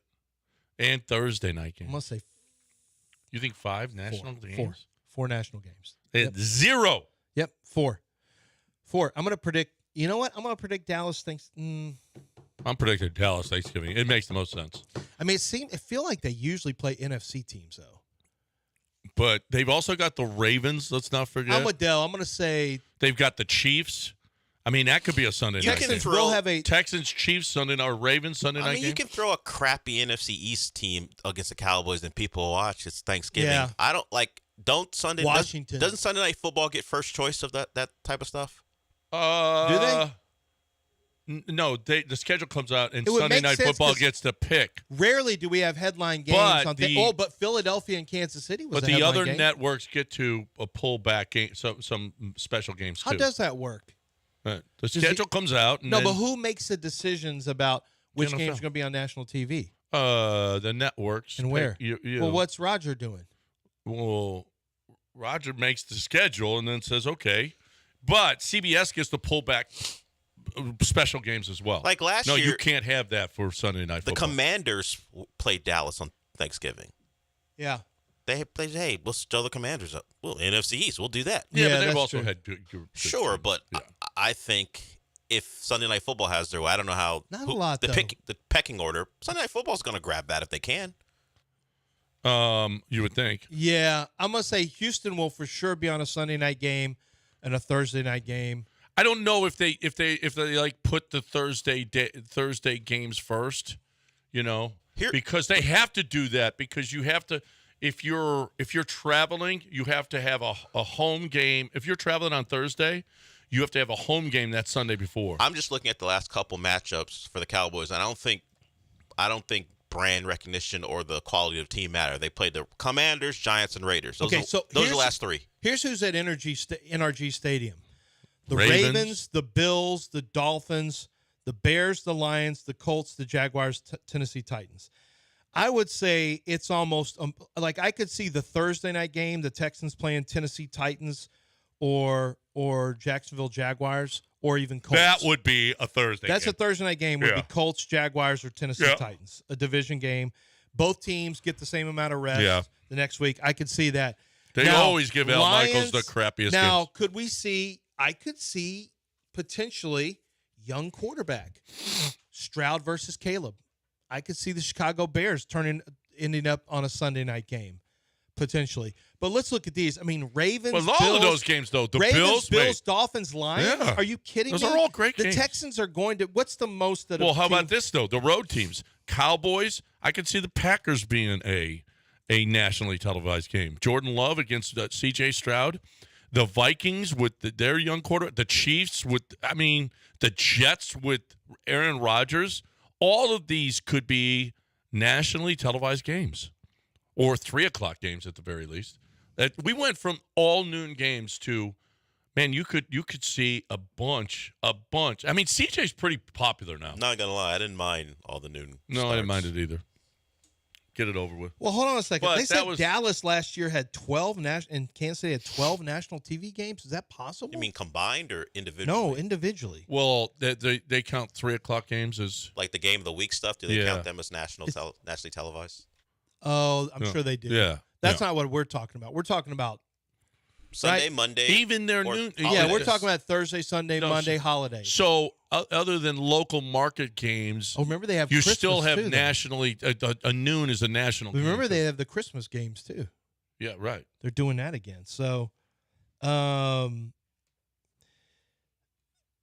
landing a half dozen of the network's big 425 games, the Chiefs. Could the Texans be playing a 425 game? Or I'm sorry, 325 our time. Could the Texans be in that? Could they move them to the afternoon now as a national Yeah. and consider that a national game? Yes. They Yes. could, right? Yeah. Yeah. So I think they're going to get. You know what? If you're talking about the 3 o'clock games as well, with this schedule, Well, okay, but they could go on the road and be that game. Yeah. Yeah, right. Yeah, you're right. You're right. Right. Oh, I mean, I would say I'd put them on. Now they're playing the NFC East. No, they're playing the AFC East, NFC Central, East, NFC Central. North. Okay. Whatever. Central. And then North. yeah, so you've got. I'm going to go ahead and say they're going to have a minimum of 5. Oh, I if think we're they'll have counting more. 320, if we're counting 325, I'm thinking more than that. More than that. Who are the games where they're because I the think. NFC I think. Central, I think at least 7. They're not going to be noon games anymore. but we ain't doing that no more. I don't know if you heard. well, it depends on how many West Coast games there are. Well, they don't. They're on the road. On the road opponents. Do you remember They in have the they have none. They're not going to the West Coast this year. Well, that's why I'm saying that's not the automatic 3 You o'clock could game. put then. but you could put them at 3 o'clock still You could when they play the Chiefs. Yes. and you could. can, and even on the East Coast, you could make them a 3 o'clock game. Oh, that's not going to happen. I don't know. They don't do that often in East Coast games. Yeah, they do. The Patriots did it all the time. Played 3 o'clock games. Yes, Did they they? did. Yes. Well, they're the Patriots. They're the And I know Patriots. we love this team. We're the Texans. That's right. Yeah, exactly. No, You're the Texans. We're the Texans. The Texans And will have plenty. We're gonna take over that Tom Brady 3 o'clock slot. Oh, no. If there's one guy in the league that reminds me of Patrick Tom Brady Mahomes. now, it's C.J. Stroud. The way he thinks the game, the way he lives ball. You know Patrick Mahomes still exists, right? Patrick Mahomes, listen, Patrick has done a nice job and all that A nice- stuff. a But he nice doesn't job. think football the way Listen. CJ does. Have you seen the videos that CJ does? Where he breaks down You know, defenses? you know what videos I have seen? Pat Mahomes is great. Yeah, that's great. You know what I don't ever see? CJ's brother You know what I? Yeah. You know what? or wife. You know what I do see? Patrick Mahomes, welcome, Super Bowl MVP. I see a lot of those videos. Yeah, well, Jim Nantz talking to Patrick Mahomes after he's won a Super Bowl. I've seen a lot of that. yeah, well, you know what I don't want to see? Jackson Mahomes. I never see Jackson don't- Stroud. Wait, I'm happy. Wait a for minute. it. Jackson So you Stroud, think Never.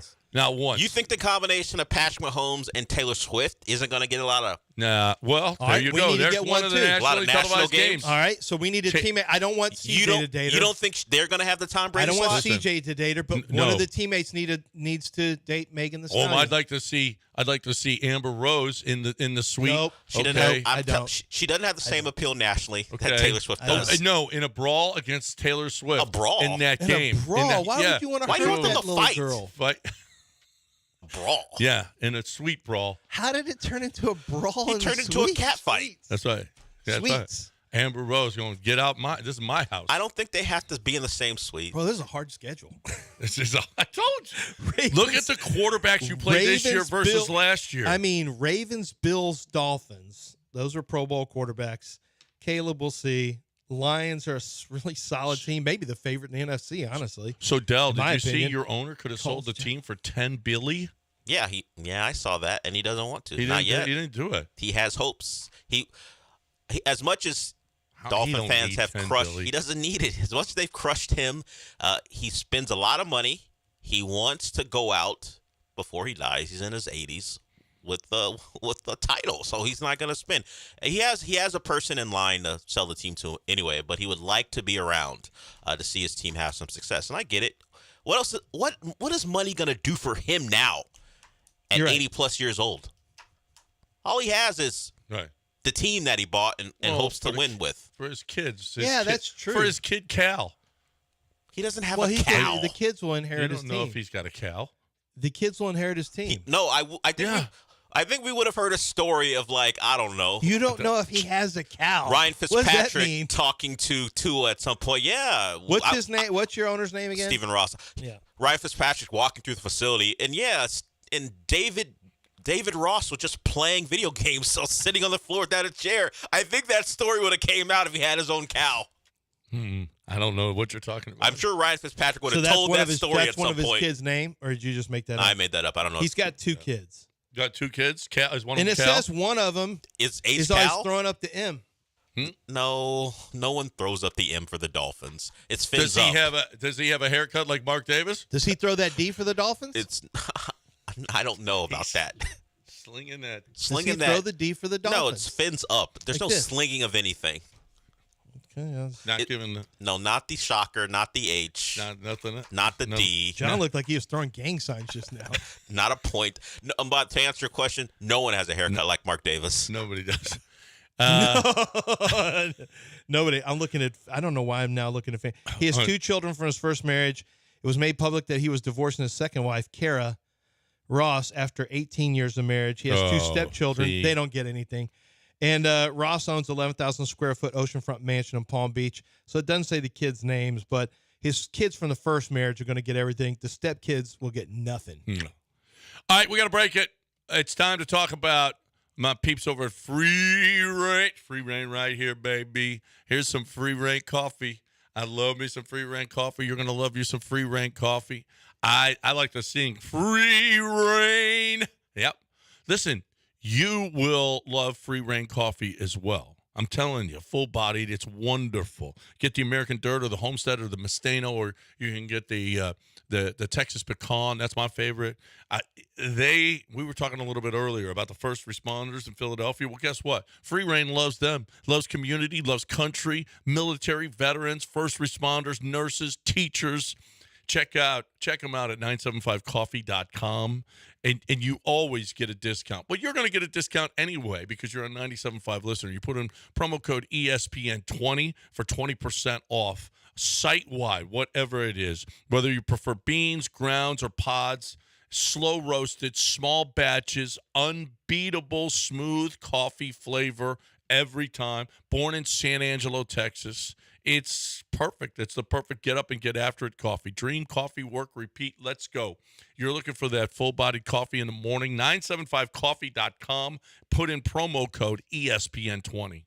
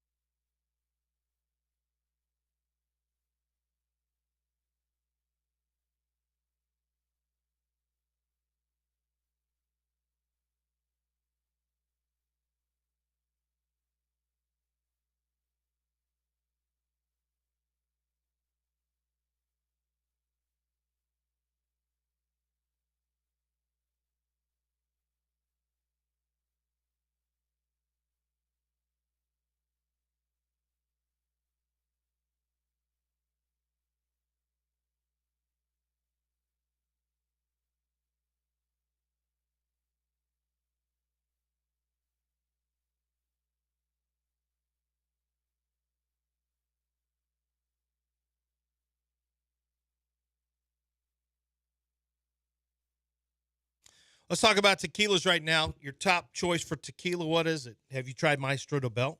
If you haven't tried Maestro Dobel, I definitely recommend you give it a shot because it is a premium tequila at a very reasonable price. And when you drink premium tequilas, they just taste different. And Maestro Dobel, I can vouch for this one. I've tried as a sipping tequila the silver, the smoked silver. Well, I don't sip the smoked silver. I use that in cocktails because it gives a little, I like that smoke, the smoky cocktails. And so, like, Mezcal fans may also like the smoked silver that they have. But the Reposado is fantastic in tequila, in cocktails. It's great. And then I have my first añejo cocktail, which was a blueberry smash in Los Angeles that they use the añejo. And, man, what a great flavor. But as a sipper, it is the best. The añejo, to me, is my favorite sipping tequila along with the Cristalino. It's got just a hint of sweetness on the back end. It's a very smooth batch. And the distilling process is what really separates a lot of the tequilas out there. It goes down smooth, has a great flavor. Maestro Dobel is a tequila that you need to have on your shelf. Give me take a picture, send it to me, direct message, just put it on Twitter, whatever the case may be. But definitely tag me and let me know when you've tried Maestro Dobel.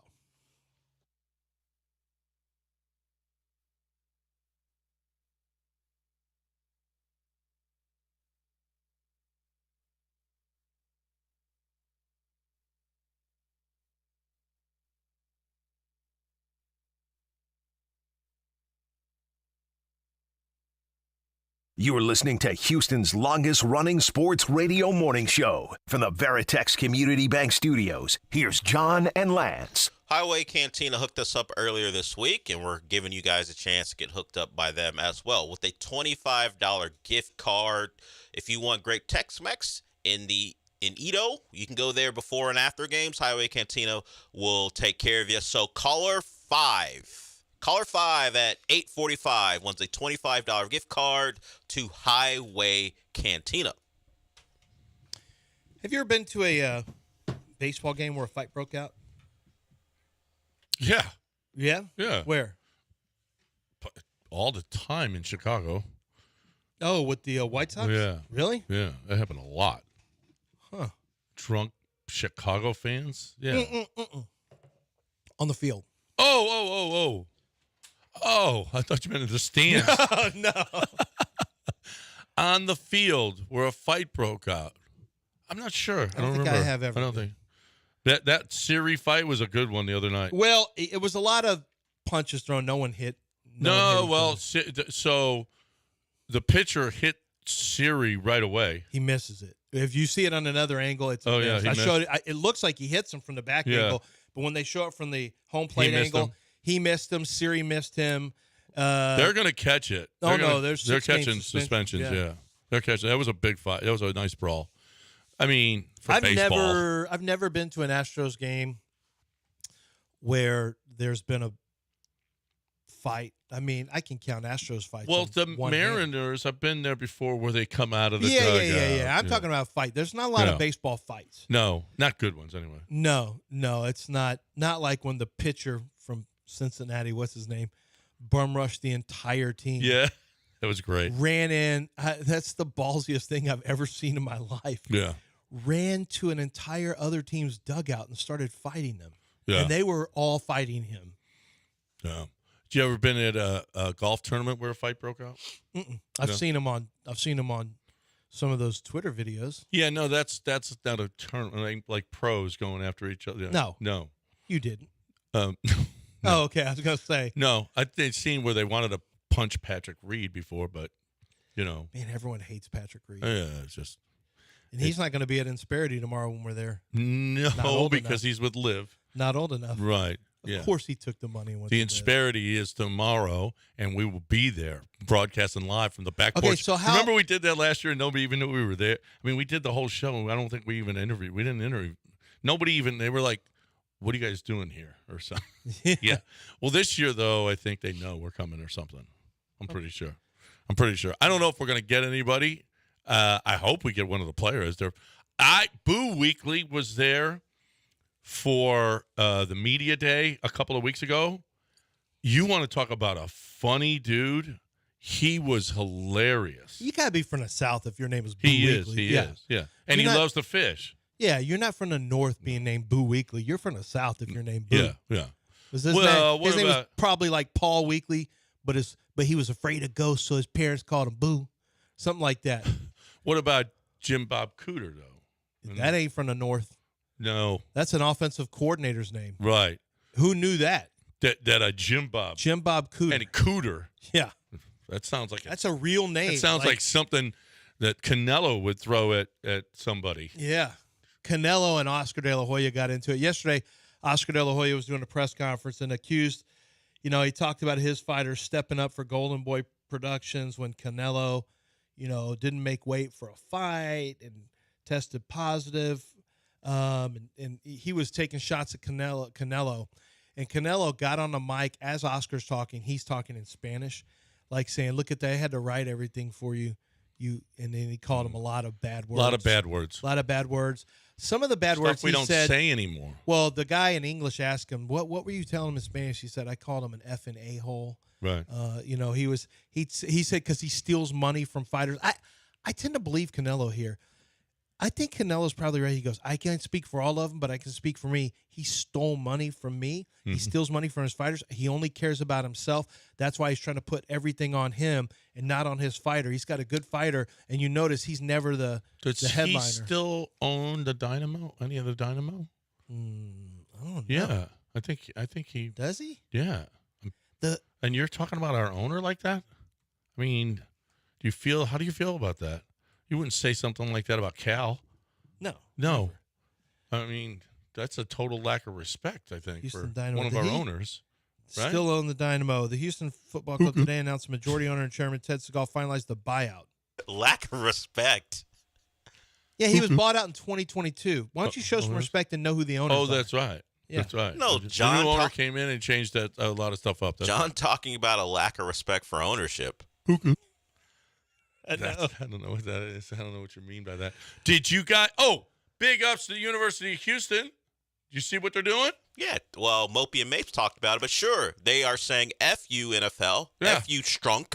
We're going to keep those Columbia blue uniforms and wear them. You can't tell us what to do. They really can't. They can't tell you what to do. No, they can't tell you. You have to cease and desist. And by the way, the type that they use, the Houston across the chest, has nothing to do with the Oilers. Nothing. Yeah. I mean, they've been using that, and they're like, we can do what the hell we want with our colors. And apparently it won't be strictly a football thing. They're going to put that color across their sports as well. The Reds got to go. No, the Blues red where doesn't it's have at. to Red? go. Reds. The Blues, red's the color of the team. school. Blues where it's at. No. Yeah, they're not going Powder to get blue rid gets of red. old quick. It No. gets soft. It's nice. Yeah, we hated it for We years, like and all it. of a sudden it came back like, yeah, it's back. You're not going to get rid of red. This is the color of the University of Red. Houston. The color It's in the fight song. of the night. It's in the fight Blue song. is much better. Do you know the fight song, Mr. Cougar? No, I've never sung the song. Yeah. What is it? exactly. I don't know the Well, fight so song it's either. in the Oh, hail Texas. to the R. Houston University. Hail to the R. Houston University. I don't know. It You goes don't something know. after that. I can't remember it anymore. Yeah. But I think red and white. And we No, blue. hail Let's go. to Get You that can't powder blue change out the there. color of the school when they're not really rivals. Miami's but got to get rid but of the- orange and green. Yeah, not likely. They gotta get The rid of other that. in-city school is blue. They're not going to change the blue. It's a different blue. They're It not- might as well be They're not green. Gonna, they're not going to Blue go is not And a Columbia. cool the color. owls are navy. Blue is not a cool Understood, color. but they're not going to change it to blue. Yeah, blue. Blue's not a cool Do color. blue. Blue's the best. No, it's not. That's not even John, arguable. give it up. This is one you're not going to win. You It'll guys, be that's red. not even arguable. Red and white will be You're the school trying to colors. get rid of Houston's colors. Blue You've got crushes. no skin in the game. He doesn't You didn't care. go to university He's just looking there. for You didn't chaos. send your kids I love there. the team. You don't. Love no, the you team. don't. Dana's gone. Yeah. You hate the Cougs now. Oh, Kelvin Sampson. You don't love Kelvin Sampson? Yeah, and he doesn't want to. He's going to be like, we're not doing this, Blue.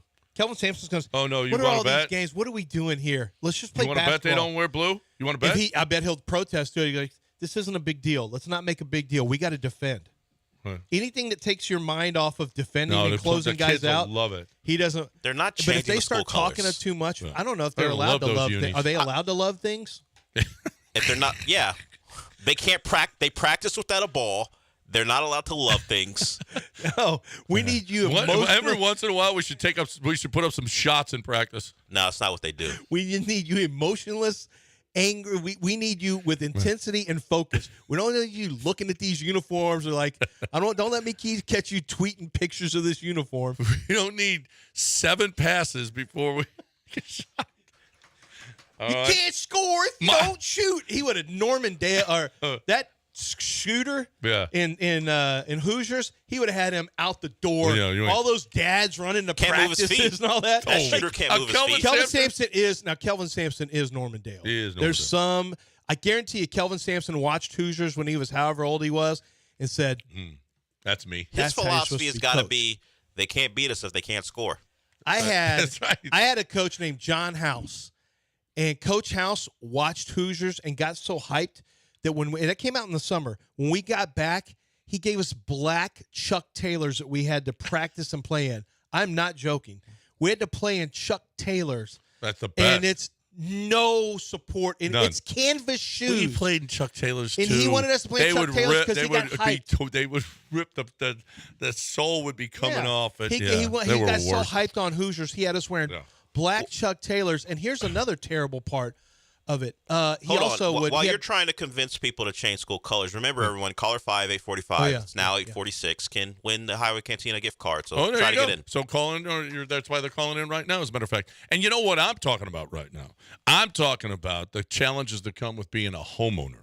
Do you have a high mortgage payment? If you have a high mortgage payment, guess what's going to happen? You're going to be paying high property taxes. And guess what's happening? The government is going to continue to jack it up. I just got mine. You have got to protest before May 15th. That's 2 weeks away, people. That's less than 2 weeks away. By May 15th, you've got to protest your taxes. Now, today is the time to sign up with Ownwell, okay? It takes about 3 minutes. That's about it. There's no obligation. You do not have to pay a thing. No upfront cost. Nothing. If you win, then you pay. If you lose, if they lose, this is all on them. And they win. They win 86% of the time. And they're going to save you money. So much. I mean, literally could be saving thousands of dollars. The average is $1,100, which means in a lot of instances it's well over $1,000 in savings. And then you pay them a certain percentage, whatever that is. So you, my friends, will benefit from Ownwell. Ownwell is going to fight, is going to protest, is going to, in most cases, 86% of the time, they are going to win, and you're going to pay less. Local experts backed by cutting-edge technology, no upfront costs. Save money on your property taxes with Ownwell. Sign up in less than 3 minutes and start your protest today at ownwell.com. That's OWNWELL.com.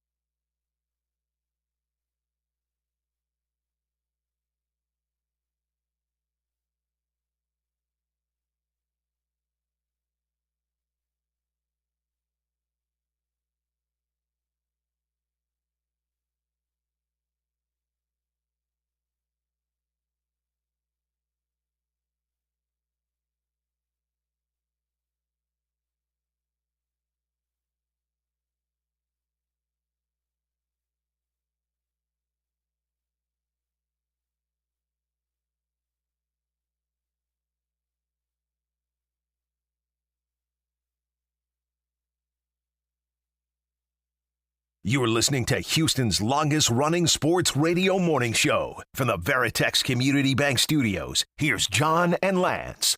All right, this is a relatively quick segment. Del, Charles Barkley, he's got a lesson for all of you out. Well, he's got a lesson for us, I think, right? This is basically a lesson for all of us. Because we're in the media, and he went directly after us. And I'm proud of him, actually, because I hear it so. The Joe Espada thing. Joe Espada has got them in a 2-2 game where you're not hitting it all. You hit the ball hard, but it was at people, okay?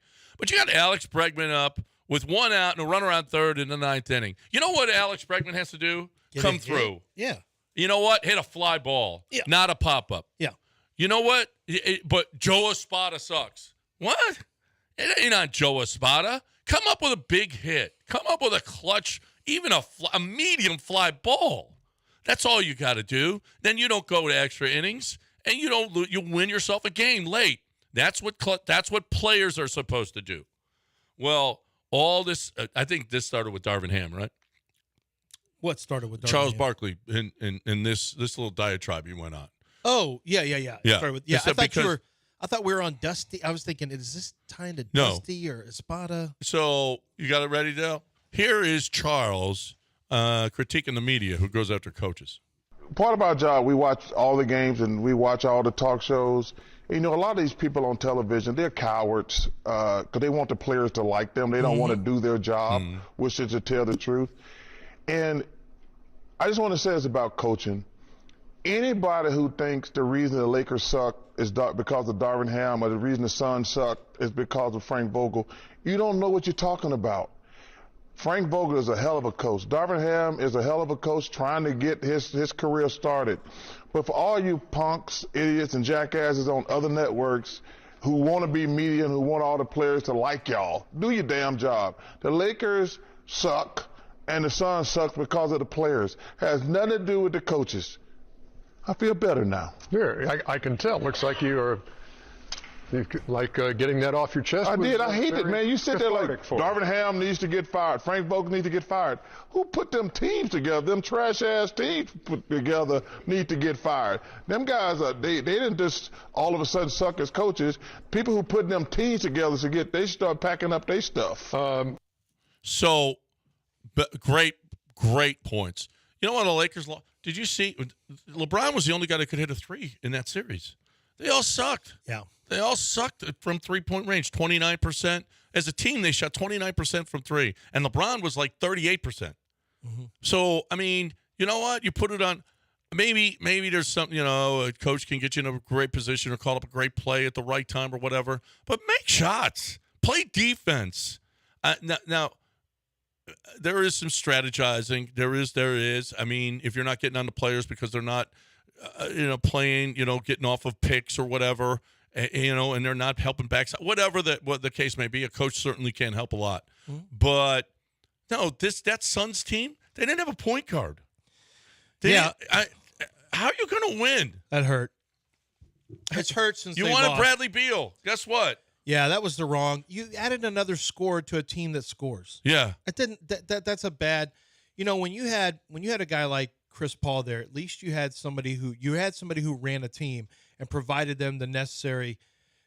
There is something to be. People have gotten away from the James Harden model of, or Luka, where it's a scoring, a dominant ball handler. They even added, Kyrie Irving, who can be the on-ball dominant ball ball handler when needed. But this idea that you just take that out of the game, there's something to be said for a guy who can slow things down and can get things settled, get the ball to the right person at the right spot. And it doesn't have to be I'm not talking about an old school, we're getting 11 assists and scoring 12 points. It doesn't have to be Steve Nash. I'm just talking about somebody who can get you into the offensive sets, like Fred VanVleet. Is who I'm talking about. Mm-hmm. Fred VanVleet's not, this guy who still scores, he still shoots, but Fred VanVleet has a different energy to him that you need to have when you have scorers. And by adding Bradley Beal on there, that was just throwing another score onto the pile. There's only so many balls you can have anyway. Bradley Beal made no difference on this team. No. Did you? They were at best when they had Booker. Booker and KD is the two you need to have, and then you have to have the right fill-in pieces around it. Did you guys see that Zion Williamson is in a category by himself now? What is it? He is the only 2019 lottery selection to not appear in a playoff game.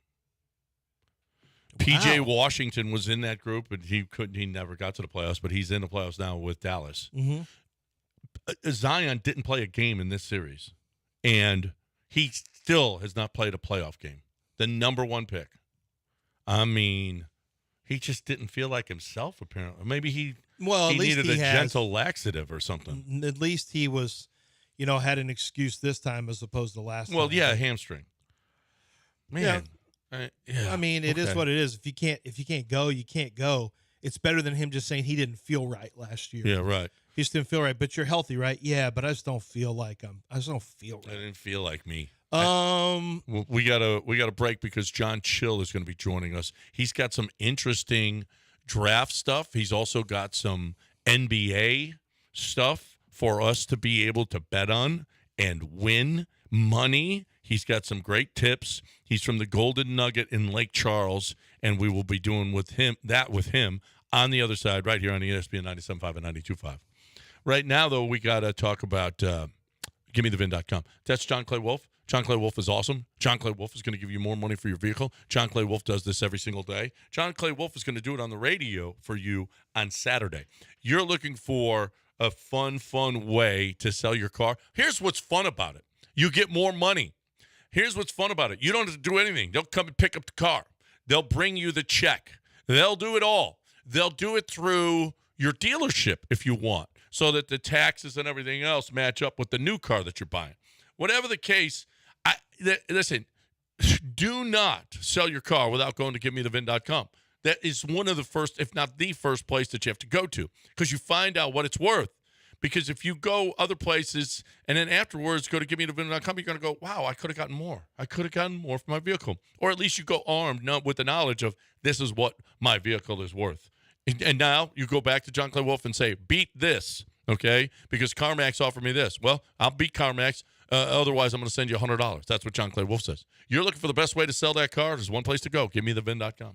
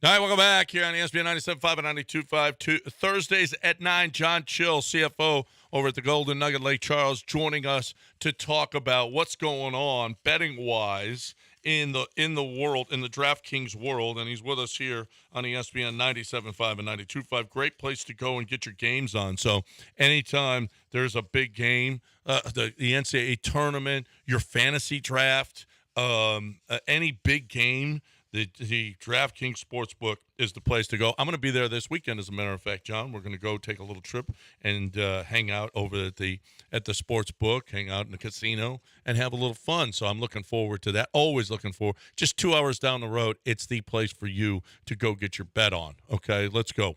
John, welcome back to the show. How you doing?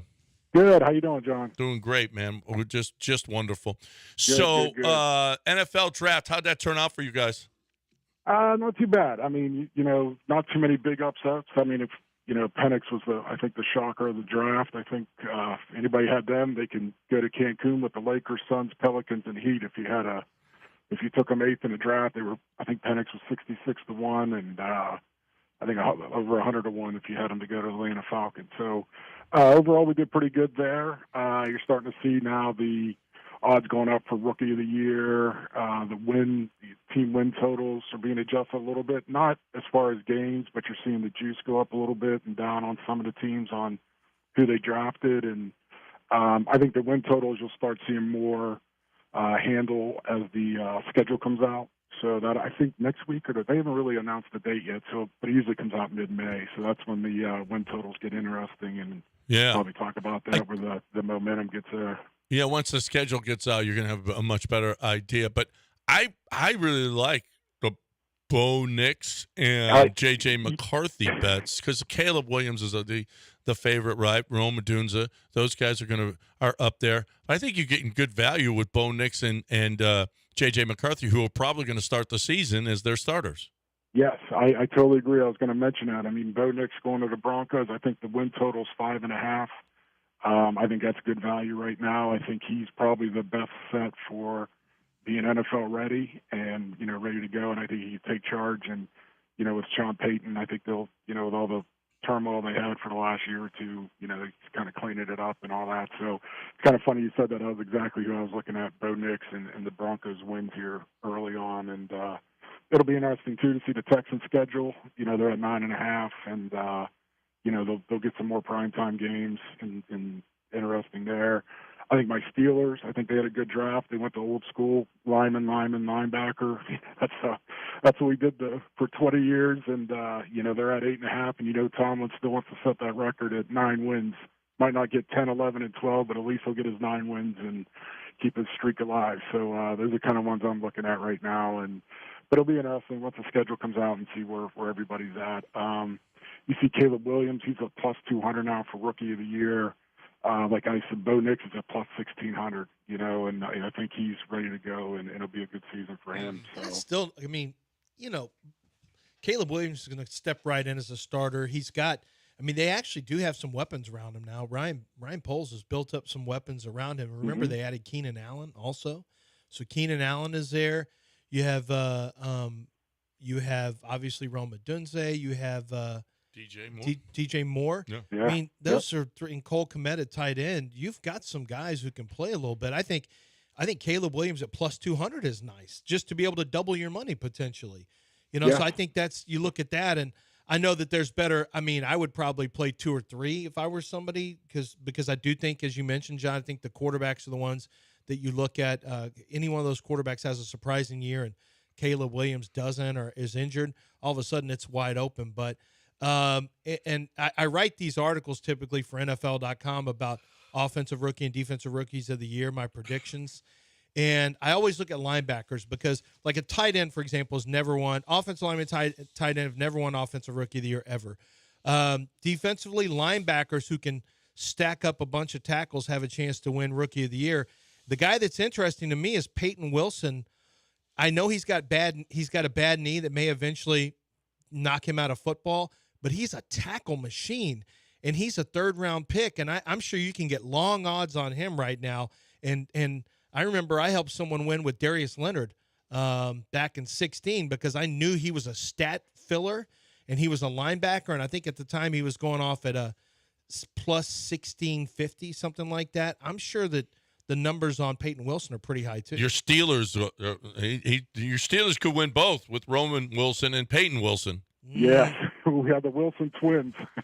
We could. Yeah, Peyton Wilson's at plus 3,500, and ooh, that's nice. Yeah, and the system he's in with the Steelers, yeah, there's a lot of potential for him. Absolutely, got to stay healthy. Yeah, yep.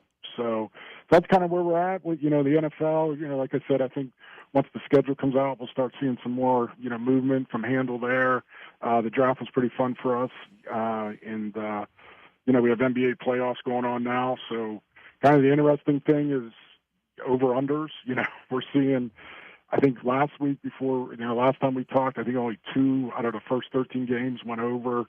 And you're starting to see the book adjust to the over-unders. I mean, tonight we got the over-under for the Knicks 76ers at 199. I think that's the first one that's under 200. Wow. Yeah, it's crazy. I mean, I think there's probably more teams went under 100 in the playoffs than maybe the whole NBA season. I mean, it's just crazy what we're seeing. Last night, it took a miracle 3 for the Heat-Celtics game to go over. You thought that was a no-brainer, a quarter and a half in. I think Celtics scored over 40 points in the first quarter, and, you're biting your fingernails there in the last second to hope someone hits a 3 to hit the over at 201. So you're starting to see I think the Knicks, they open up at 201. You're seeing the Cavaliers Magic game going to 200. That might end up by tomorrow, going under the 200 mark. So it's interesting to see, and you're seeing the books adjust to it too. So, as you get deeper into the playoffs, the grind starts, and so it'll be interesting to see, what goes on there with the over-unders. Good matchups. We're finally, last week everybody was winning at home, and looks like there was going to be a bunch of sweeps. You're starting to see what the Knicks do tonight, and if the Bucks beat the Pacers, that's an interesting game 7. So it'll be interesting there. We'll see some handle there. It just is so the weekend. So crazy, the difference in intensity and defense in the postseason. If you would have, you should probably do that every year. Hit all the unders on all of these games as soon as the playoffs start, because it's a different game than it is in a regular season. Exactly. Yeah. I mean, the whistles get, the whistles don't come as frequent, and it just gets, like you said, it gets tighter, and, it's just a lower scoring game. And I think it's like that every year. It looks more severe this year than prior ones, but it is. It's a tighter game. And I think as the series goes on, it even gets tighter, and yeah. they let them play a little bit more, as the series goes on too. So yeah. It'll be interesting there. Saturday, you got the new one, T-Wolves, Nuggets.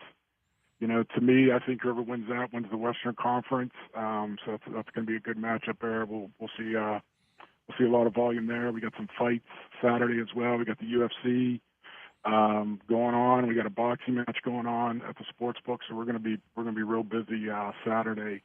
It's in Brazil, so you got Pantoja. He opened up at minus 250. He's now at minus 185. And Ersig's opened up at plus 210. He's at plus 155 now. So we'll see a lot of action. Even though the card isn't as strong as 300, it's still UFC, and we see a lot of action down here at the. Oh yeah, absolutely. That's what I was going to say. You have all the UFC fights every time. Yes, yeah, we have all the UFC fights down here. So yeah, so that's a big crowd. That's one of our big events, especially without football season. That UFC, and then we got the Alvarez fight as well for boxing. So overall, good weekend for sports book. Like we got the playoffs, we got the UFC. Going back to that, I like Pantoja. I think with the odds going down, I think he's good value at 185. And I was going to start giving my. I have an English bulldog that watches the games with me, so the bulldog underdog pick of the week, I'm going to go with Pantoja to go with submission in round 3 plus 1,600. So wow, yes, so plus 1,600. Yep. Wow. Yeah, that's so good money right there. Yep. And so that's my dog play of the week, and I think the Brazilians are going to have a big week. It's in their home country. I think they're fired up down there. I know there's some big odds on them. But I think the Brazilians have a big night there. Yeah, I think Canelo too seems to be fired up to beat, to make sure that Oscar De La Hoya doesn't collect any, that Oscar De La Hoya's side loses. That's for sure. So, Canelo might be a nice play too. What is that? What is it? What are the odds on that? I think -5. Canelo's minus. Yes. Yeah, he's at -525. Oh gosh, that's the long run. That's tough. Yeah, those are ones. But here's one. If he goes the distance, I think he's down to like -180. Oh yeah. So yeah, so if you think he can go to distance and not knock him out, so that knocks the odds down. So all right, there you have it. Yeah. And give us the dog of the week again. Dog of the week is Pantangio. Round 3 submission plus 1,600. Wow. That's good. That's good money right there. Yeah, Here's your dog. What's your dog's name? Gemma. Gemma. The Gemma. Gemma, yeah. The Gemma Gem of the week. Gemma dog pick of the week. That's right. There's the dog of the week. That's John Chill at the Golden Nugget, Lake Charles, the CFO, giving you the Gemma dog of the week right here on ESPN 97.5 and 92.5. Man, we appreciate it. Thanks for hanging with us again, John, and we're looking forward to it again next week. All right, sounds good. Thanks, Sean. Thank you, guys. All right, John Chill right here every week on ESPN 97.5 and 92.5. Golden Nugget is the place to go. I'm going this weekend. As a matter of fact, maybe I'm going to put it on Pantangio. There you go. I'm going to be there. Oh, you don't think I'm going to go submission third round? Yes. I'm going to be at the DraftKings Sportsbook. What? And listen, they've got every Friday in May, 250,000 Money Mania. Every Saturday in May, 250,000 Money Mania. Do not miss your chance to win big. Rick Springfield and Richard Marks hitting the Grand Events Center stage on the 10th, Mother's Day weekend. Go to goldennuggetlc.com to get your tickets. Coming up 5/9, Sammy Kershaw at the Grand Event Center. Okay, and don't forget, Money Mania continues every Friday and Saturday at the Golden Nugget Lake Charles. It's thing after thing after thing. All the restaurants, the pool, the DraftKings Sportsbook, the casino, of course, poker, blackjack, everything. Beautiful hotel. It's the place to go and get your bet on. Just 2 hours down the road. So much easier than going to Las Vegas. I mean, you're there. It'd take you 4 more hours to get to a Vegas casino than it takes you to get over to Lake Charles. So let's go. Get on over Golden Nugget Lake Charles. Get your tickets now, goldennuggetlc.com.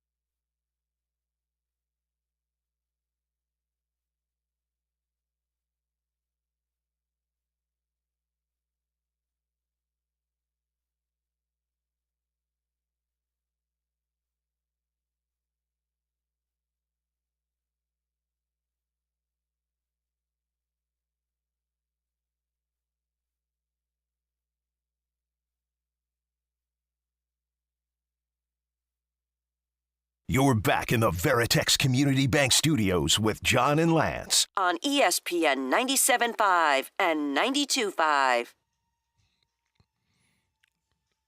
All right, welcome back here on ESPN 97.5 and 92.5. Did you see Deion's deal? It's I think it's a problem. I think it's sad. Yeah, it really is. Like, I hate this for Deion. He's just going out. It's just a terrible look. He's a guy who's acting like somebody on Twitter who, I don't know. I don't even know how to explain it. He's not like a grown man, that's for sure. And definitely not like a dad. They've just become villains for no reason. But okay, so for those who don't know, I mean, he's making defensive fun of back kids transferred. Yeah. And he said, Deion wasn't a good guy, or he didn't even know who he was, and blah, blah, blah. Shador Sanders went after the kid. Shador's the one who said, he must have been mid at best because I don't even remember him. And then the Colorado Buffalo the wide receiver. No, well, that happened too. The wide receiver went after him, but then a teammate of the kid that transferred said, you had 6 catches this year, so shut up. But Dalvin the Truth said he's a social media guy. He's a social media guy. So this kid, season stats, 8 solo, 4 passes defense, 0 interceptions. And Deion retweeted it and said, Lord Jesus. He also put this out. Folks don't hate you because they really don't know you. They admire you in a negative way. They realize they can't be you, think like you, talk like you, or walk in your shoes. That bothers them. Always smile when you see them because that makes them admire you so much more in that negative way. He's saying they hate us because they ain't us. Okay? Deion. I mean, just make it. How about the kid had a criticism of you? He's not saying, I just want to be Deion. He's probably talking about everybody that comes after the program. But how about you just say, man, I'm sorry you felt that way, but I wish you the best of luck. That's all. And just move on to the next one. Even if Deion doesn't mean Deion. it. No, he decided he has to get in a fight with everybody, and it's just a bad. Like, I can't remember You believe now? I can't remember a coach being like that. Yeah, no, he's somebody who keeps receipts, but that whole "you believe now" is so embarrassing. 3-win guy? That 3-win? 4. Oh, they won 4. 4. They improved by 3 games. One. But it's so embarrassing that you like. You insulted him a little bit. You got a little out of order yourself. Dude, just put your head down and get to work. I know that people love it when he claps back, but obviously for anybody who's just a Deion fan and you didn't care about Colorado before, because that's how people are now. You're just a fan of coaches or players. You're not a fan of teams. If you're just riding along because Deion's there and then you're going to be back off, just keep this in mind. He's setting a bar so high, like he's not going to be able to just build a team. You want to point to the 4-win, and that's progress. That's true. It is progress. But Deion built it so high with all of his antics early in the year, the excitement that followed it, and it was like Colorado got punked so hard by Oregon. Like Oregon took their face and smashed it in a toilet full of crap. And that's what Dan Lanning did, and he was more than happy to do it. Everyone's going to be looking for you the same way every single time. Colorado got punked in that game, and they were never the same the rest of the year. Coaches, I'm going to tell you this. Coaches hated it because Deion, the first couple of weeks of the season, because he won, and it was like, oh, see, that's all we need is Deion. Look, we need a Deion. We got to have a Deion. It ain't about the war. It ain't about, gotta grind. Look, he's winning right away. Well, then look what happened to him. They just sucked again. And it was like, no, the old-fashioned way. Well, then the excuses came out about he doesn't have anybody in this and that. It can't be both ways. You can't be like, if Deion would just keep his head down, just we're going to work harder than everybody. I don't care if he wears this cowboy hat. I don't care about what his son does. But if Deion was the North Star where you knew he was the guy that is the pro, but he's acting like he's in fights. He's acting like Deion the cornerback right now when he's in his 20s instead of being Deion, instead of growing up and being Deion the pro, Deion the, the dad, Dion, the coach. Really, he's got to be Dion, the head coach. He's putting a bigger target on his team than is necessary. And it just, fighting with guys who transferred or making fun of their stats is just such a bad look. It's just so bad for Dion. And I'm seeing like legitimate fans of Colorado and Dion responding to him on Twitter like this. Come on, man. Let's not do this. This isn't it. Because Dion's, it's just putting undue pressure on his team. Really? And they are. People are going to go out of their way to slap them, like Oregon did last year. And run it up. Oregon ran it up on them. Right. And if they get a chance, they're going to get run it up. So he's going to have to really be ready. But more importantly, I think the stories that have come out about how they just distance themselves from anybody that in the program that is on the team, they know that Shedeur and Travis Hunter and Shiloh are going to get all the NIL stuff and all that. It's going to create some stuff in the locker room. I don't know. We'll see what happens. We'll see what happens with Deion Sanders. I really thought it was going to go a different way, to be honest with you. But I've just been very surprised that he is this. I don't know, this petty, but maybe I shouldn't be this surprised. But for some reason, I just thought he was locked in as Deion the coach. And then now his coaches are leaving the staff because they're not happy with him, and it's not what they thought it was going to be. He's had multiple coaches leave. Players are all transferring out. He got a new transfer batch in, but he's had players decommit. We'll see. We'll see. If he had it to do all over again, I wish he would have done it a little differently, because people would have given him more grace as a coach if he hadn't come out the way he did last year and try to stick it up everyone's ass about, Wow. Well, I have to say it with that, Dell. I have to say it with that. Again, with stick the it in their filth and face. flarn. No, but he was going hardcore. You believe? Oh no, I remember you like in the press conferences. Well, dirty, filthy. After one game, the way he was going after people, and I remember people asking if he was going to be a better coach than Nick Saban. That was a topic that was discussed on a radio show. Coaches loved when he got his ass handed to him. They loved it. Well, because there ain't no simple, easy answers. And everybody thought, well, that's all you need. You got Deion, and he's going to come in there, and he's going to get all these players, and he's going to beat you. No, he ain't. Now, remember that Colorado State game? That was it was like Caitlin Clark. You had to watch that game. Yeah. What ended at like midnight here, or, but or 1 in the morning. That's the problem. It was a must-watch game against Colorado State, and you almost got beat. Right. And that team stunk. Yeah. Like, in hindsight, you could look at it and say, oh, this is who Colorado was. Colorado's biggest, the biggest game of the year for them, the most watched game was Colorado State, and it was a bad team that had a lead on them late. Yeah.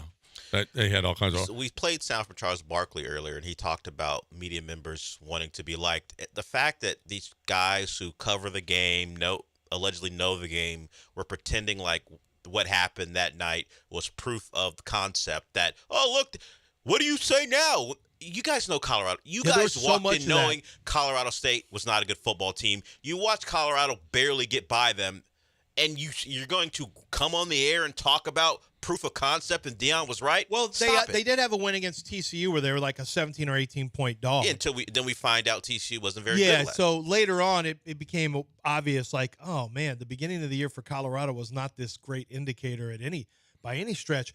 But you're right. The same people who came out and did that with Deion, like, this is they're the same people who backtrack and say, hey, he got 3 more wins than last year. He's not ready to win. Like, what were people's expectations? They're the same people who's like, you see, this is what's special about Deion and this, that, and the other.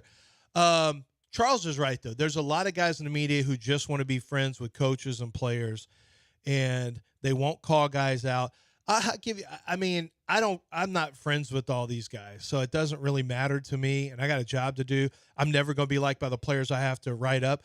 Roma Dinze, I did my show with Seattle yesterday. They had me do a show each week. And they read my scouting report, or they let him listen to what I said on the radio. He didn't even read in my scouting report. And he goes, I think he's right on some things, but I think he didn't watch enough tape on me because I can do this. Like, my comp on him is Larry Fitzgerald, a future Hall of Famer.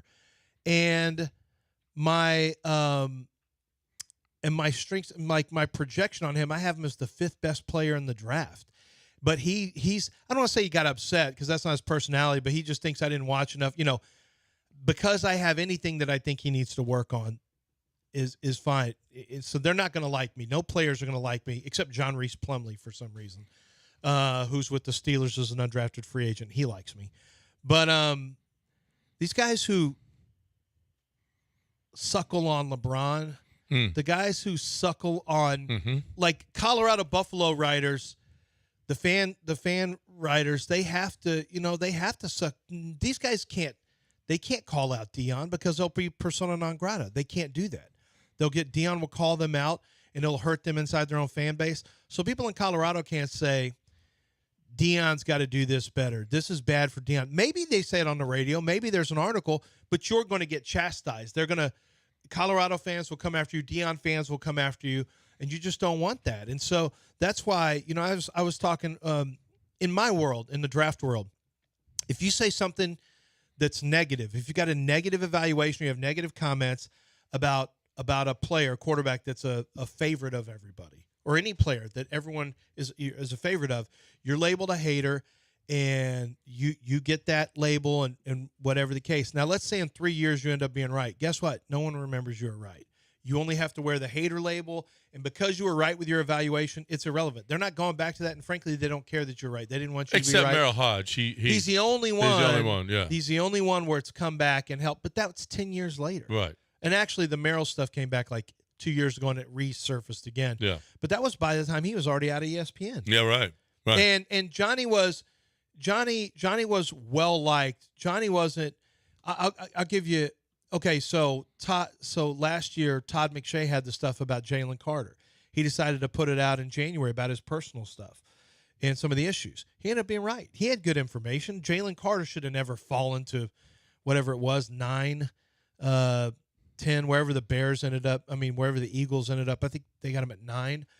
He should have never fallen that far. He's one of the two most impressive prospects coming out in the draft.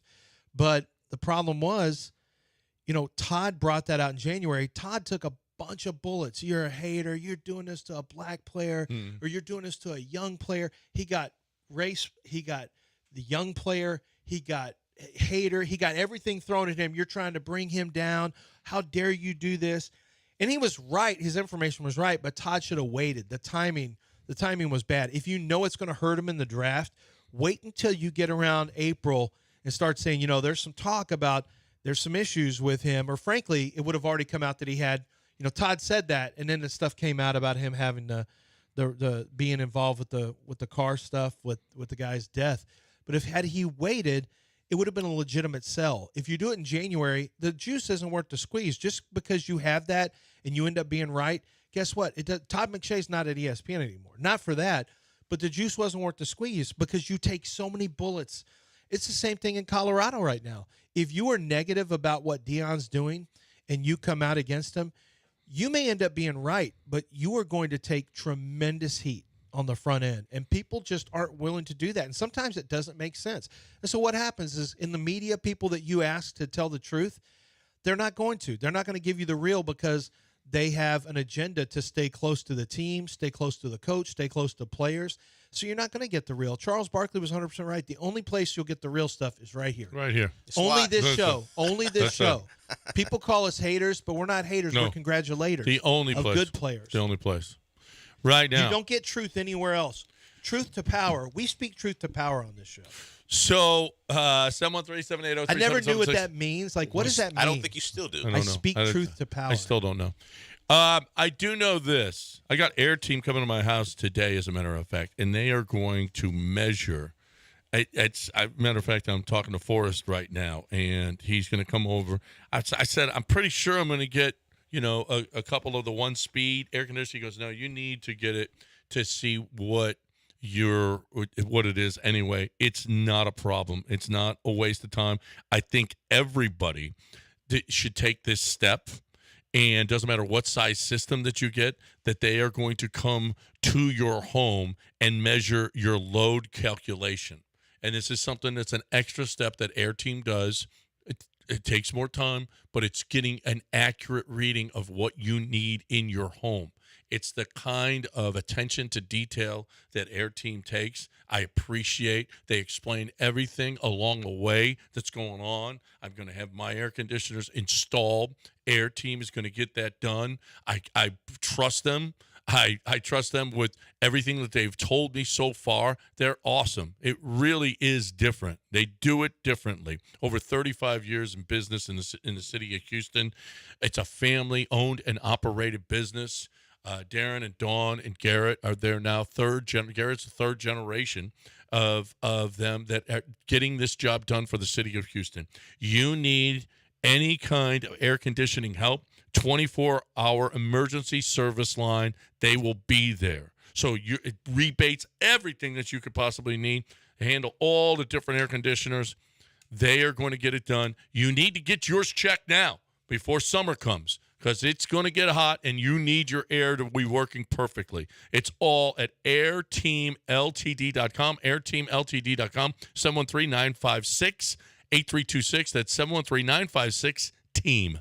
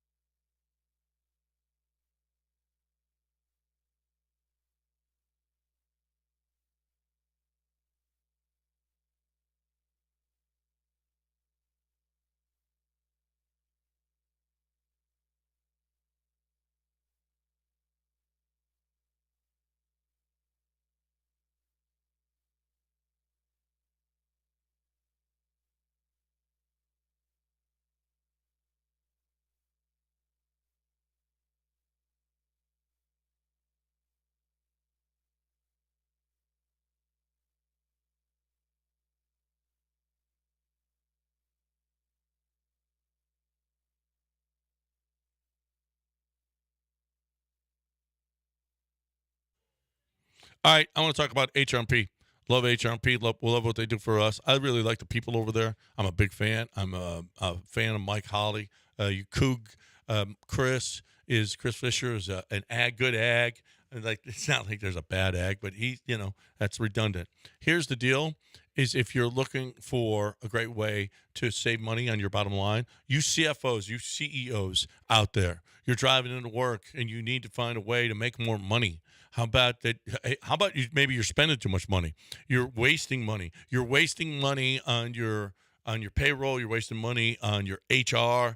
You're wasting money possibly not doing your taxes right with the Affordable Care Act. It's still a thing and it's still important, and you want to be compliant.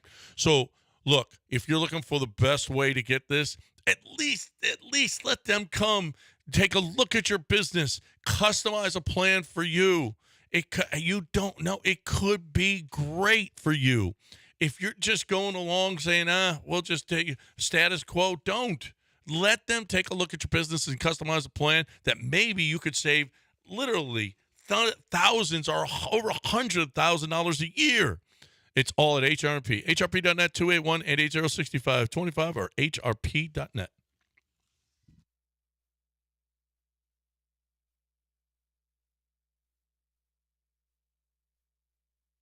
You're listening to Houston's longest-running sports radio morning show from the Veritex Community Bank Studios. Here's John and Lance. Take a look, and John Chill was just on talking about the under-over for NFL teams. Our team to make the playoffs this year, 65 implied odds are 65%. 65% that the Texans make the playoffs. Almost 2-1. It's a little higher than I like. I mean, the quarterbacks that you beat last year and you lost to last year, don't forget the guys that you lost to last year. It wasn't great. It wasn't great. There were some this year at home. You're going to face Lamar Jackson, Josh Allen, Tua, Caleb Williams, Goff, and in the division quarterbacks, which Trevor Lawrence, and then we'll see how Anthony Richardson. You think he's going to be better this year? Yeah. Better than what? Well, he beat you last year. Yeah, I mean, they've got Josh Downs, Anthony Gold. I can't tell you how much I like that Wake Forest wide receiver they got. Got A.D. Mitchell, Alec Pierce. I mean, they've got 5 legitimate wide receivers right now. Jonathan Taylor. And maybe one of your weaknesses is your DBs. Yeah, and the running game started getting downhill last year again. So, yeah, I think Anthony Richardson, a year under his belt of learning, not playing, so he's still got to play more. But Shane Steichen's a really good coach. I think to me, I think it's when you look at the rosters, I think it's the Colts and Texans more so than the Jaguars. I feel like there's no momentum in Jacksonville. No. Just no momentum. So on the road, you're playing Dak, Jordan Love, J.J. McCarthy, Patrick Mahomes, Aaron Rodgers, Drake May, and the division. Mm-hmm. I mean, you are moving up in class, bro. Yeah. You are moving up in class. A first-place schedule is much, much more difficult. Now, they did go on the road and beat Joe Burrow last year, but that was their signature win. They're really, I mean, otherwise, they really didn't play. I mean, Baker they were able to beat here. I mean, honestly, you didn't play. You lost to Zach Wilson.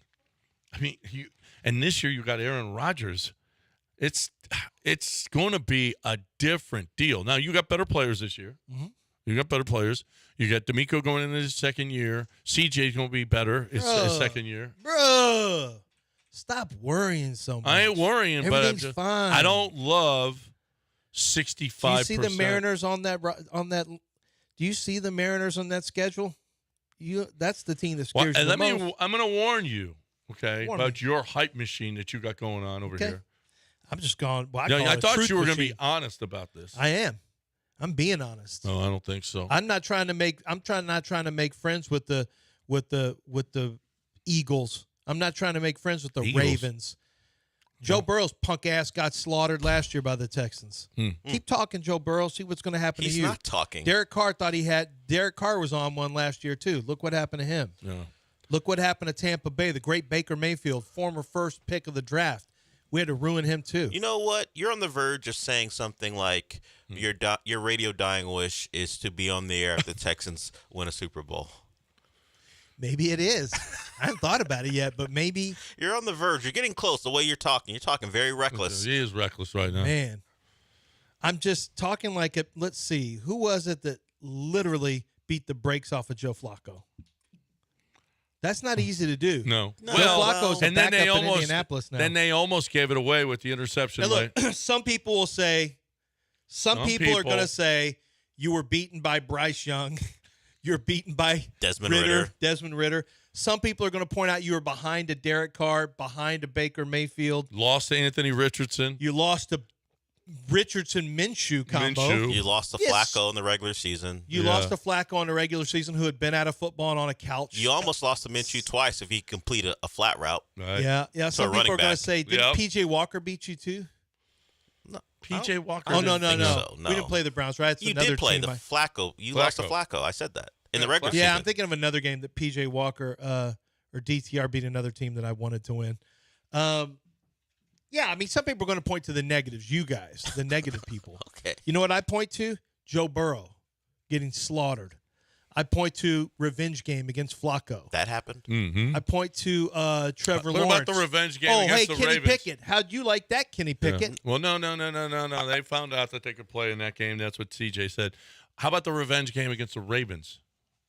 Oh, you mean when we would have had a lead at half except for a missed field goal? You did have the lead We at did half. have the lead at half. Did It we? would have been a 2-score lead. Yeah, Steven Sims return. But Jaime Fairbairn still missed the Yes, it field would goal have right at the made end of the half. Yeah. 13. Oh, so we to did 3. have a lead there? Yeah. Yes. Oh, I'm sorry. The Ravens played one good half. Congratulations Well- for playing a good half. well- You're acting like the Texans didn't have the lead at half in Baltimore? well, they played when a it was lot- 2 degrees? They played a lot Keep- better keep half talking. in the second than the Texans Y'all played in the making first. yourself look stupid by putting all these facts out here for me. Yeah. If they had I canceled that just game due to said- cold, the Texans move on Listen. at Okay. halftime. Listen. Will Anderson, Daniil Hunter, Danico Me and CJ Autry. become friends. Okay. After the way you talked about his hair? I'm friends with CJ now. You I'm met him? friends. I believe now. Have you talked to him? I believe now. He's probably doesn't like my scouting report. You believe now? No I one believe likes your now. scouting report. No one likes my scouting report. Because you have a negative in there. Nobody. Are One time, Johnny read my scouting report to Billy Turner at the Senior Bowl before I was even doing NFL Network stuff. Is on View from the Oh, the Sideline. offensive tackle? Yeah, he's been around forever. Yeah. Offensive tackle guard. He goes, it's okay. Johnny goes, this is his report. He's like, I mean, some of it's basic. Anyone could have said that. I'm like, take it easy, Billy. Relax. So that let me know what I was in for. Have you ever I had somebody call me a hating ass old man. I It believe was it. Tease Tabor. I thought Snacks. Who's out of the league? I thought Snacks said that to you. Snacks has said it in his room. With the door closed. We've had some Asshole, big. man. Yesterday was a big problem between. I thought we were back on my son and daughter got into a religious argument. Uh-oh. Like, this is terrible. Religion. You can't fight over religion. Never goes well. Uh-oh. Well, History has taught us that. I'm going to take Marty's side on this one. Snacks was much more conservative. Oh, yeah? Yeah, he was going hardcore church view Oh, nice. because he'd learned something. And Marty was like, "Hey, slow down here." Marty wasn't the conservative one? Marty was trying to argue against him. Instead of just having a normal conversation, it turned to, she spit at me.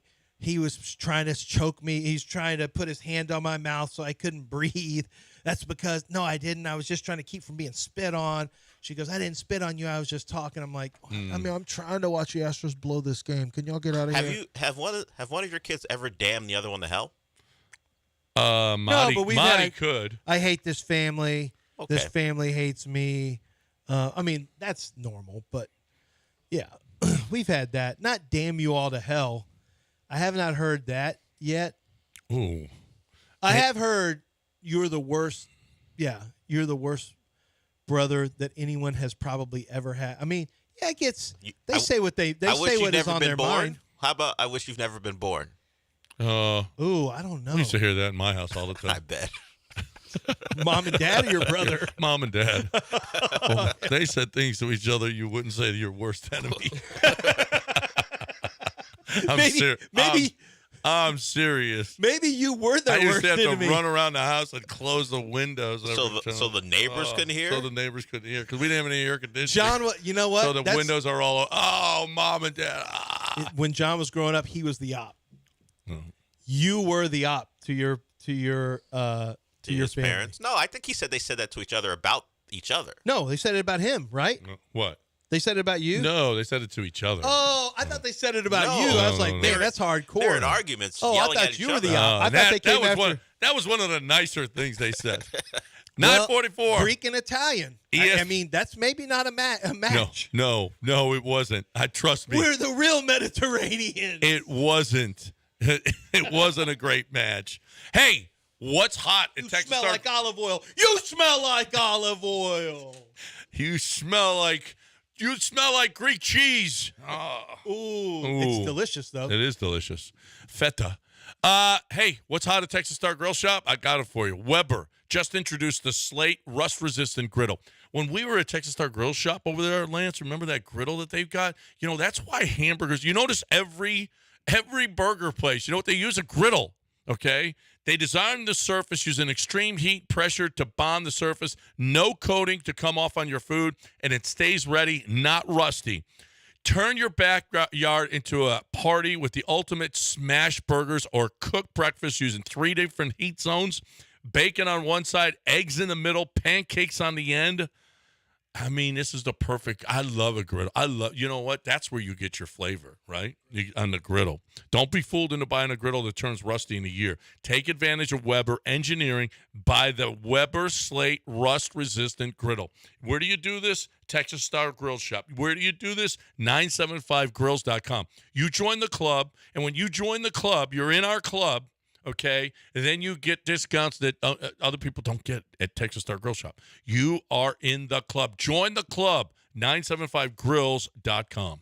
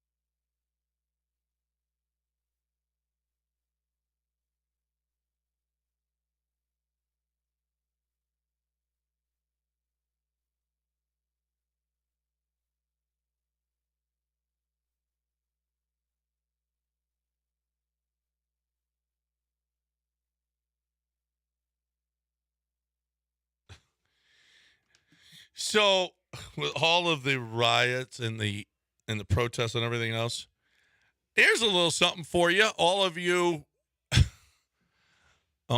females and all of you homosexual people who are out there protesting. I'm telling you. It's a weird start to News of the Weird. Saudi Arabia activist. She was sentenced to 11 years in prison for support of women's rights. Yes. See, this is what happens there in those countries that you're trying to, that you're standing behind and getting, and you're actively. So before he finishes, Lance, where do you think he's going to?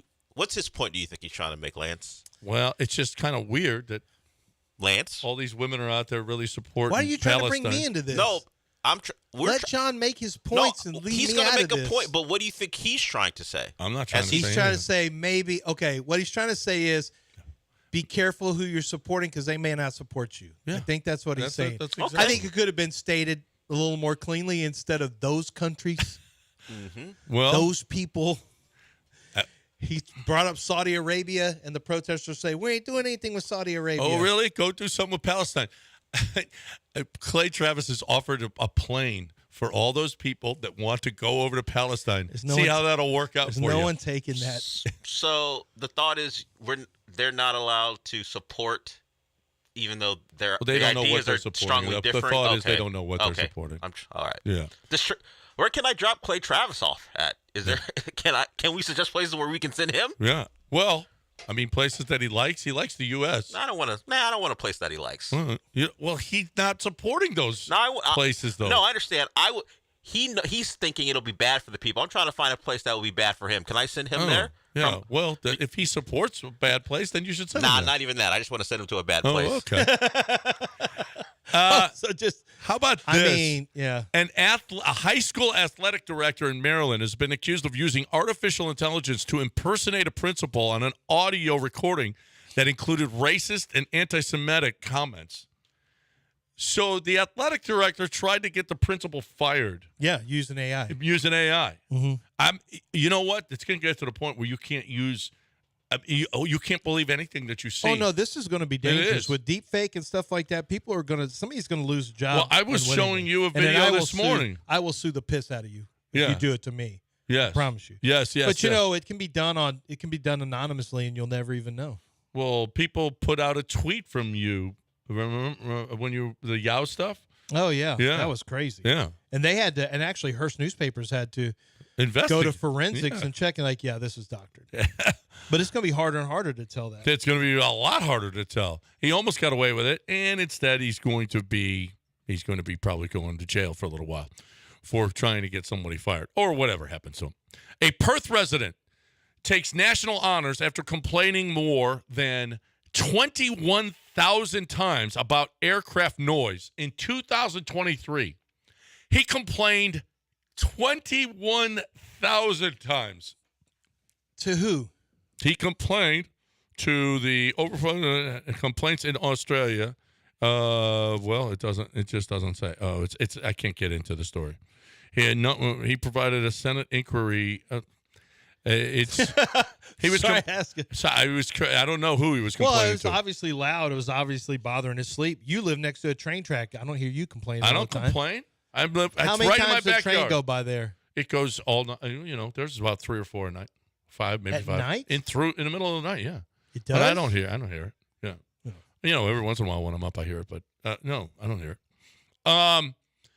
it. What else here? Apparently, CenturyLink left users with no service for 2 months.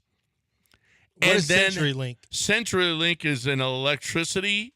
What? Yeah, hit the area. Apparently, CenturyLink is a apparently it provides electricity.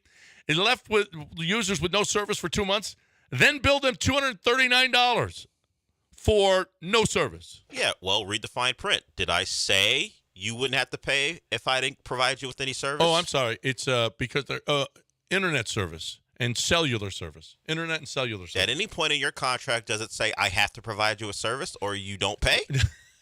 Well, if you don't have the service, you don't pay for nothing. Read the contract. What did you sign? Oh, my gosh. No, I'm sorry. You ain't getting that $239. Sue me. And by the way, I'm going with another internet company that actually works. CenturyLink beat it. 2 months. After 2 days, I'm out. Yeah, if I'm not getting internet. I'm done with you. European summers are going to be hotter this year than predicted because of? Dew point? No. Dew point? Nope. Yeah, I mean, dew point's a natural. That's what it's going to be measures because, it. La Nina? That's what measures it. La Nina? No, cleaner air. The air is cleaner in Europe because of all the regulations, and air pollution is declining, so it's going to make it hotter.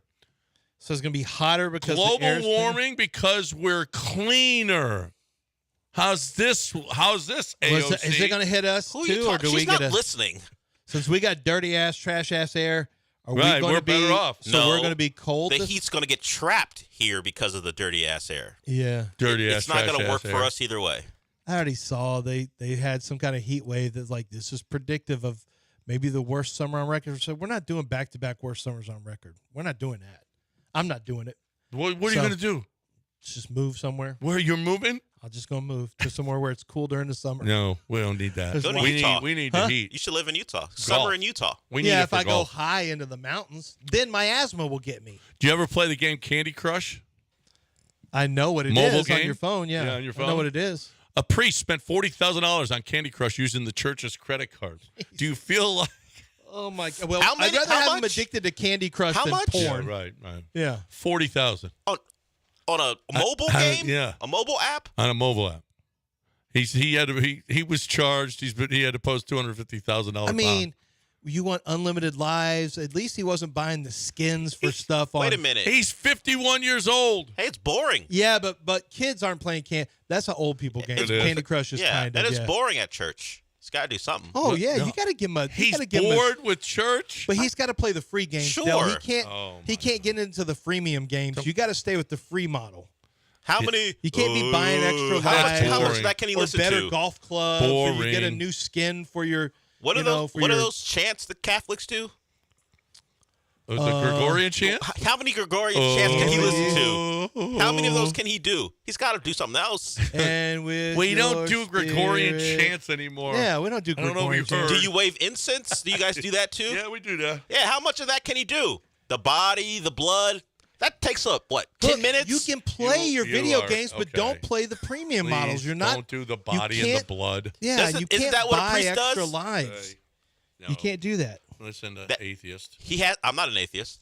I know about it. How can I be an atheist? That takes like 5 minutes of his day. Got to play video games the rest of the time. He could be up to other things you don't want How him to about be. helping people in your parish? Okay, let's add that to his day. An hour. That's it? Yeah. That's all we're helping?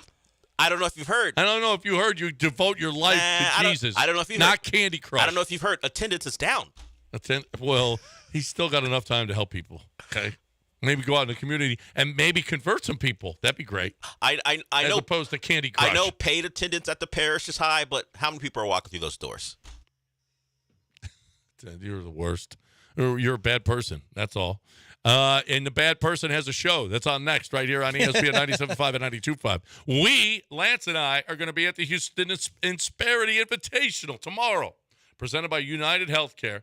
It's held at the Woodlands Country Club. Tournament course starts tomorrow. Absolutely free for you to be on the grounds. Insperity Invitational, proud to continue its tradition of offering free general grounds admission. Steve Alker going to be here defending his title. InsperityInvitational.com is where you find your tickets. Ticket info, tournament schedule, player field, events, tee times, all of it. 78 of the best PGA Tour champions, players of all times. You want to see John Daly, whoever it is that you want to see, any of your childhood heroes, they're going to be here. The Houston Insperity Invitational, brought to you by United Healthcare, the Woodlands Country Club. Get there today, tomorrow, all weekend, absolutely free. InsperityInvitational.com.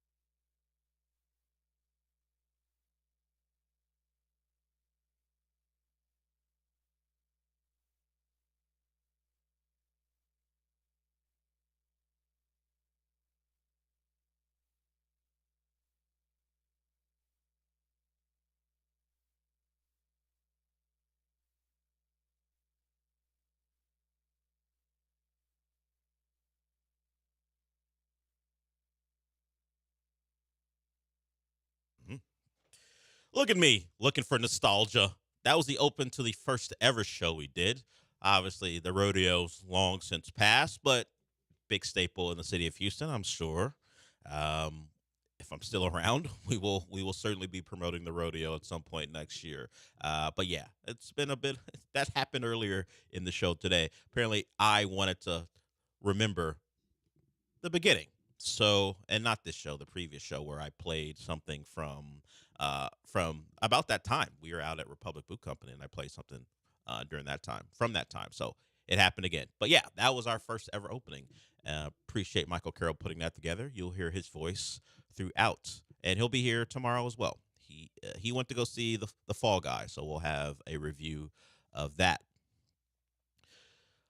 I mean, I guess I can call Victor Caratini the Fall Guy for what happened last night. He went from hero to GOAT in a matter of 24 hours. I guess he learned base running from the Jose Altuve school, because that I don't even know if Altuve's been that bad on one singular base running mishap. If you combine them all, Altuve, despite him being a legend, is an atrocious base runner. We all have seen it. We all know it. It pops up every now and again. We've discussed it on the show before, how crazy it is that is his particular issue. In all the things he does well, base running is one you can't say he does, and hitting with runners in scoring position, at least this year, you can add it to the mix as well. But Caratini was the villain, I guess, last night in an Astros loss. They lose 3-2. Verlander was on the mound. He wasn't his making guys miss the ball. Verlander, he wasn't striking guys out. Bats were hitting the ball, but not hard. Verlander did his job. Verlander went 7, gave up the 2 runs, and the Astros were in it. We'll hear from him in a little bit. He talks about his outing and what worked and what didn't, and how he got through it. Not a lot of strikeouts, didn't walk many, but the Astros bats didn't come to play, particularly late in that ball game. The Caratini thing happened in the 10th. You also had another guy, I think Trey Cabbage, doubled up earlier in the game, but late enough to where it really stuck out. You had Alex Bregman not coming through, which is the thing for him. Now, it is the month of May, so if we're hoping for a turnaround, the month of May should begin that. But he was his April Alex Bregman when it mattered, popped up in the 8th inning to stop a rally. So they go down, and the momentum, if it was building, it's gone. And it happened because you can't judge that a guy's going to make a play in the outfield. Is this the newest? Is this a new way to lose? Because we said they're not a fun watch. We said they're at least interesting, and that kind of went by the boys' side as the losses piled up. Have they been doubled off in a game? I don't think that's happened this year, and not that way. Not where Caratini forgot the rules of baseball. I don't know what Gary Pettis was doing, but I don't know if I think maybe Gary Pettis was like, yeah, you know what? There's no chance of him making it back to second. Let's just wrap it up. Let's pack this thing up. We're going home. Because there wasn't much Gary Pettis did to try to dissuade Caratini from trying to come home. And he rounded the bases like he knew that ball got down and there was going to be a play at the plate. There's no play at the plate. In fact, it was such a casual way to end the game. I don't know who went over to tag second, but the guy was playing around. I was listening to at least I saw a clip of it online of the road broadcast as the game was ending. And the announcer, the play-by-play guy, had to stretch his call because the infielder kind of did a little dance around second before he put his foot on the back to end the game. So it was, as soon as that ball landed in that glove, it was time to pack it up. But Caratini was halfway home. I know I haven't seen it this year. I don't remember the last time I've seen a base runner misjudge a play so poorly that the guy who needs to tag second is pimping it like it's a home run. I don't know if you can pull it up someplace. I don't know the name of the Cleveland Indians Guardians. Excuse me, we're not allowed to say that word anymore. The Guardians play-by-play guy. I don't know his name. I don't know how you find it, but just try to find the final out. You'll see their second baseman or whoever the infielder was having a great time, chilling before he tagged second base to end the game. So, I think this is a new one. Yeah, I don't remember this happen. It didn't happen. It hasn't happened this year. If you want to go with bad base running, there was the game where Jake Myers fell on his face. That was like the third game of the season. And people were asking, why is Jake Myers even trying to steal? Why was he on the move? I forgot who was at the plate, but it was a player. Well, in past years, you would have depended on. You'd have at least had some belief that he would have put the bat on the ball and possibly put us in a position to win the game. Instead, Jake Myers, in an attempted steal second, fell on his face on the way. Yeah, that was awful, but nothing. But that's effort I get, and I guess the Caratini thing is effort too. But the judgment is just so poor. Yeah, that wasn't bad judgment. That was just bad execution. Yes, this was both. It was both comically bad. He could have fell down. That would have been more. True. comical. The Jake Myers thing is actually funny. If we're trying to take comfort with this awful start, the Jake Myers thing is actually funny. It's embarrassing for him. The Caratini thing is just embarrassing. Victor Caratini rounds third at full speed and is halfway home before he looks back and goes, "Oh, that ball didn't get down." So the Astros lose the game on a double play, which could have been avoided. Multiple guys could have had their say in trying to stop that from happening. Caratini, a lot of the blame goes for him. I don't know if Gary Pettis was loud enough or told him to stop demonstratively enough to get him to pay attention, but it didn't appear to be the case.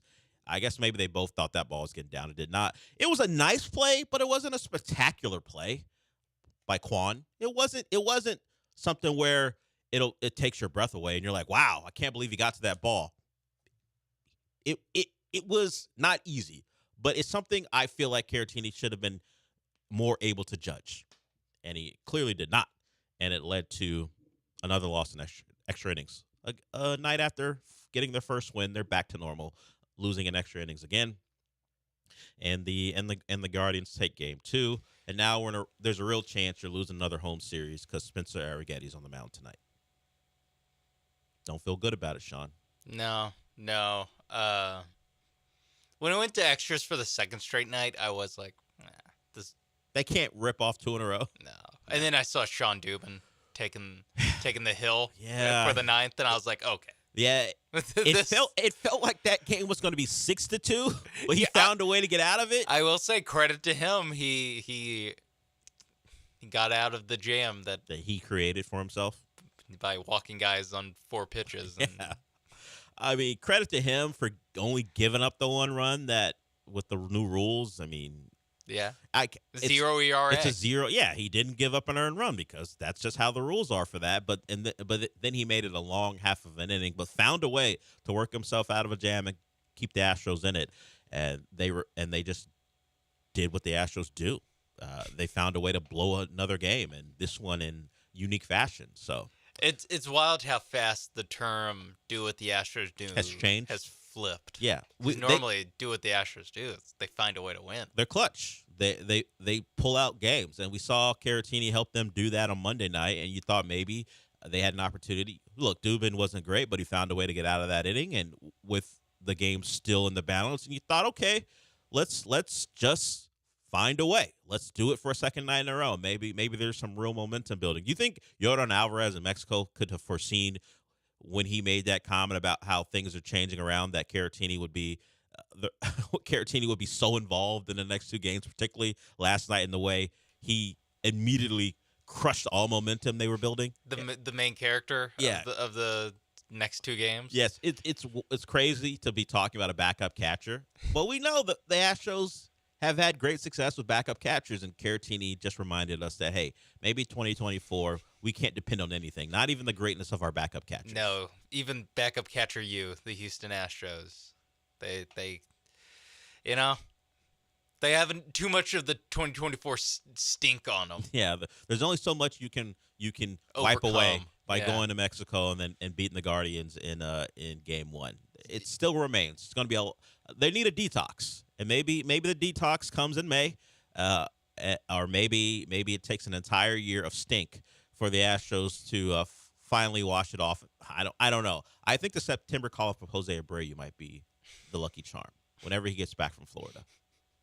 Whenever that happens. I forgot about Jose Abreu. Already? It is.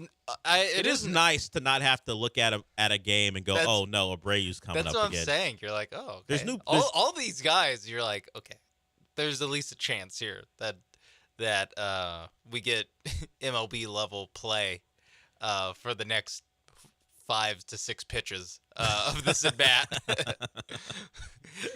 That is the hope. And then you don't have to see Jose Abreu walk up and just make everyone sad. It is a real downer when he comes yeah, to the it plate. just makes people sad. Yeah. He just walks up there, takes terrible pitches, swings a second late. The catcher's already throwing the ball back to the pitcher, and he's still swinging. They have to show his numbers. That is real bad timing. But you're not completely wrong. And Joey Loperfido, another star for him, and he is what we were told he was. He strikes out a lot. That's 5 strikeouts and 9 at bats for Joey Loperfido. So, I mean, he's got a couple hits, but the 5 out of 9, not a great rate. In fact, it's awful. Let's hope that he would set a record. I think if this were to continue, let's hope the strikeouts come down. As the at bats continue and getting on base happens a little bit more often as young Loperfido begins his Major League Baseball career. And he is not the problem. He's just another example of why this team in particular has a long way to go before we can really discuss them seriously. And speaking of that, I've given Sean some power, not unlimited power. He's not a Star Wars villain. Emperor Palpatine. He's not. What's his name he goes by when he's not Emperor Palpatine? Like Shvi or something like that. Yeah, forgot what I his think. actual Yeah, he's not Emperor Palpatine, but Sean has the power to divert any baseball conversation he wants by a particular soundbite. It's a soundbite I played earlier on the John and Lance show because I was told by a GM in this town that it's a different season. So anytime Sean doesn't want to talk about baseball, he can let me know. But he also has to have a football topic to discuss. He can't put the brakes on a conversation and then make me scramble to talk about something else. It will be up to him. It could be Texas football. It could be anything he wants, football related, because Casario told us what time it is. But I'm giving Sean that power because at some point the Astro stuff is going to have to go away just to keep us energized, because talking about them for segment upon segment, I think it's a little depressing. We will hear from Justin Verlander when we come back. He pitched fine. It wasn't Sterling Verlander, but it was certainly enough to win the game. We'll hear from him when we come back. We're just getting started on the show. We got some NBA playoffs to discuss. The games weren't anything. I do think Keith, our resident NFL street free agent expert, should call in because he's talked a lot about how great James Harden was. And then all of a sudden, when a game really mattered, a game 5, a pivotal game, what James Harden did we get?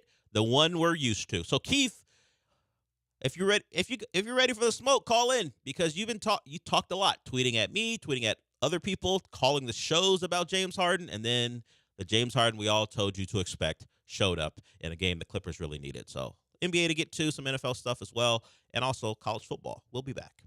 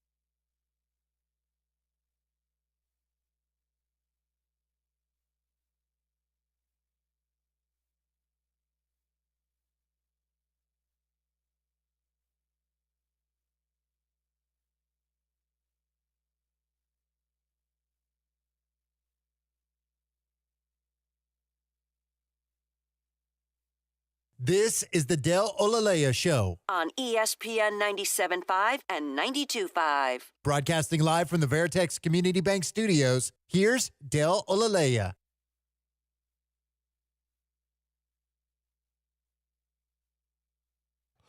Welcome back to the show. The Astro conversation will continue for a little bit, and as I said, at any point, Sean could divert the conversation whenever he wants. Just sometimes it's needed. A little shakeup. Doesn't always have to be the doom and gloom of talking about what feels like a lost season. But I did want to hear from Justin Verlander. He pitched last night. He pitched well enough to keep the team in it. He wasn't vintage, and I don't know if we're ever going to see that from him again. He is 40-plus years old. Not everyone can be Tom Brady. I don't know whenever LeBron turns 40, he probably will be putting up big numbers that are going to go on StatMuse, and they're going to say never has a 40-year-old done this because he's a genetic freak. Verlander's been great for a long time, but are we seeing a change in the way he pitches? It's only one start, but not a lot of strikeouts, but he was effective. This is Justin Verlander talking about his start last night. It was a bit better than last time. I still had too many erratic pitches, I thought, but had some nice defensive plays behind me, and was able to kind of force the issue against a team that obviously doesn't swing and miss a lot. They put the ball in play a lot, so my game plan was just kind of attack and try to get them to make some quick outs so I could get deep in the game, especially after the bullpen being taxed after last night. That is a consideration, and he is your horse, your stopper, your number one, whatever baseball terminology you want to use for the best pitcher in rotation. He's still that, and he did what he had to do last night. Simply put, the offense did not come through. They had opportunities, particularly late, and just mistakes or lack of being clutch led to that game going into extra innings, and no way they were going to win two of those in a row. So they lose. They're now 10-20, playing .333 baseball, and they'll try to win the series against the Guardians with Spencer Arguetti on the mound. Sean brought up something during the break that the reports are coming out about the 2021 draft class and guys not getting their fifth-year options. And the bigger thing is about the quarterbacks, because the wide receivers in that draft class, and others, fine. Like Jalen Waddle is getting his. If they don't come to an extension, Jamar Chase, he'll have his. So the receivers in that draft class have shown up and performed. We know Devontae Smith isn't going to even play on his because he got a big deal. It's all about the quarterbacks. Like ESPN had a headline that said Zach Wilson isn't getting his fifth-year option. Yeah, he got traded for next to nothing to a new team. Why is that news? Why is that a headline? Was anyone worried about Zach Wilson and his fifth-year option? He's on the verge of not being an NFL quarterback if he doesn't prove himself to be a capable backup this year.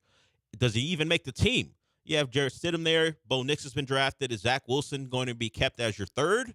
Can he win the second job? The QB2? I don't know. Thanks for the update. Zach Wilson, Trey Lance, what a disaster. The fact that the guy holding up that entire quarterback class is Trevor Lawrence. Oof. Talk about missed evaluations. We got the 49ers giving up several first-round picks to move up to take Trey Lance. You've got Mac Jones not getting his fifth-year option. Apparently that needs to be news. And if I'm not mistaken, one Justin Fields. We know he's been traded. We know he's not getting his fifth-year option. But we also know now that the Pittsburgh Steelers special teams coach had an idea about what he thought Justin Fields could be, because the new kickoff rules we've talked about earlier in the spring on this show, they're changing, which means you're going to actually have to coach the guys up to be able to just kind of assimilate to the new rules, and that's going to be a real play now. We're not just going to kick the ball 7 yards deep in the end zone, and it's just an interlude between the extra point or 2-point conversion and us getting back to real football. A spot to show commercials, pretty much, in the small box as the guys run onto the field. That's no longer the case. So it'll be a real play. So the Pittsburgh Steelers special teams coach had an idea about Justin Fields, and Jalen Warren, who's Steelers running back, was on the Cam Hayward podcast, and he talked about it. And if you thought the media hated the way the Bears treated Justin Fields, just imagine if they find out that they're actually going to try this in training camp. Do you think the kickoff rules will make you want to maybe kick return this year at all? No. The fans. Nah. They don't trust your kickoff return? I guess not. Dang. No, we want to win. No, don't go back there. I would. I think it's pretty cool. As soon as you touch the ball, that's when everything, starts to happen. But our offense or our special teams coordinator was talking about Justin Fields being back there. We're like, hold on. Whoa, you breaking news already? We looked at him like, Justin Fields about to be back there, and I don't know. I think it's cool. There's not a chance. Not a chance. The people who cover the sport on the major networks are even going to allow the Steelers to think of the idea of putting their favorite son back there. He wants to get his 5th-year option. It's too late for that. Oh, it's too late. He can be a $15 million a year kick returner. I can't wait when they start comparing him to Cordell Stewart. I can't wait for those comparisons again. They're gonna try to turn Justin Fields into a slash for Gen Z, and then we're gonna see the comps. Not a chance, because there's still some belief by some that Justin Fields is one good coordinator and an established head coach away from being a real bona fide star quarterback in this league.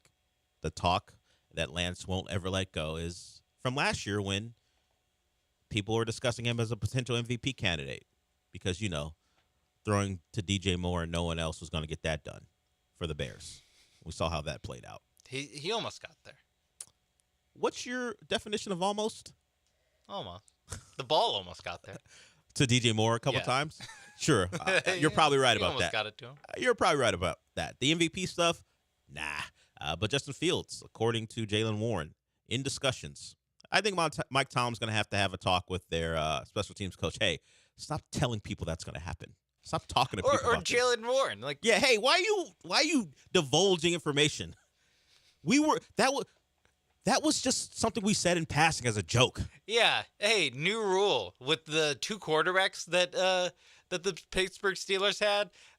Unless you're talking in generalities about, man, we just love Russ's leadership, or man, Justin Fields, I think he's underrated as a pass. Unless you're saying obviously complimentary things about them that are pretty boilerplate, don't say anything about them in public. No. Just don't try to give people a peek behind the curtain of what's going on with the quarterback. Mike Tomlin's going to invoke the Jalen Warren rule. Look, I didn't think I had to do this, but you saw what he did. You saw he went on Cam's podcast and did this. There's a new rule in place. Russ, we love what he can bring. Look at the back of his football card. Also, Justin Fields has got plenty of potential. We love where he's at. He's come in. He's accepted the Steeler way. We're looking forward to having him in camp. That's all. Boilerplate stuff. Don't ever mention we're going to put the quarterback as a returner again.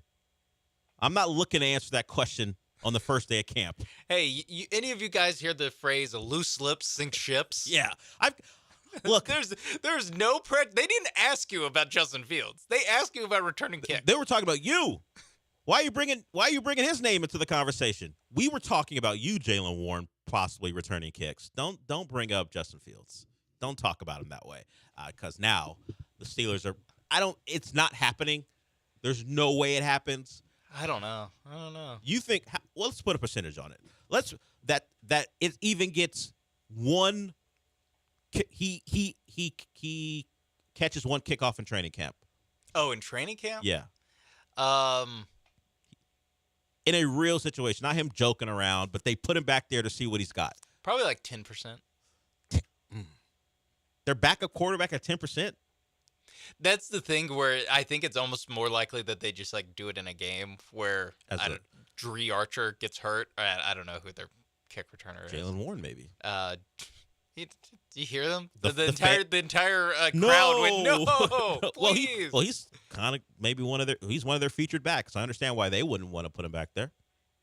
Yeah, but I don't know. Do they have like they have Cordero Patterson. Never mind. Yeah, there's your kick They're returner. good. I don't know. Jalen Warren, learn your roster. There's a guy who does that for a living and is great at it that they're going to put back there. Maybe they put Justin Fields back there as like a trick play. But as far as an actual returner with the new rules, I feel it's unlikely. Keith has called in. I called him out because he, for whatever reason, decided he was going to back James Harden. Keith, do you have a Harden Muse account or a Harden Stan account? We'll get to Keith when we come back. We're late for a break. So, Keith, hold on. We'll hear you, and we'll see if you have a defense for James Harden in that performance yesterday. And shout out to the Clippers for trying to troll the Mavs. They had a sign on the arena as the Mavs were walking in that said, had I guess whatever airline they're associated with, trips from Dallas to Cancun was on the building. Clippers, even if you won Game 5, you still had to go into Dallas to win a Game 6. And knowing your franchise's history, maybe we don't troll any franchise about closing out a series. And we see how it played out last night. Your 2 stars, at least the ones that were available, were subpar, to say the least. So we'll talk to Keith about James Harden. Anyone else wants to call in, 713-780-3776. We'll get into the night in the NBA. It wasn't a great one. The games were competitive, but we'll start with Clippers and Mavs when we come back.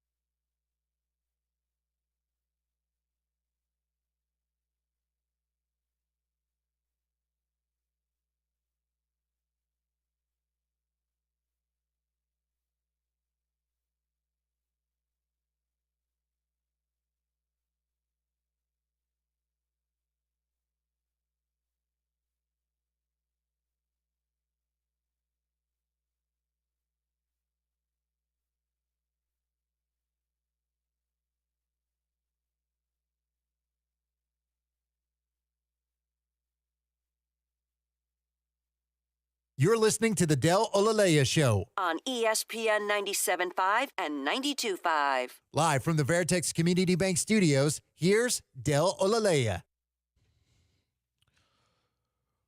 Last night in the NBA was not a good one.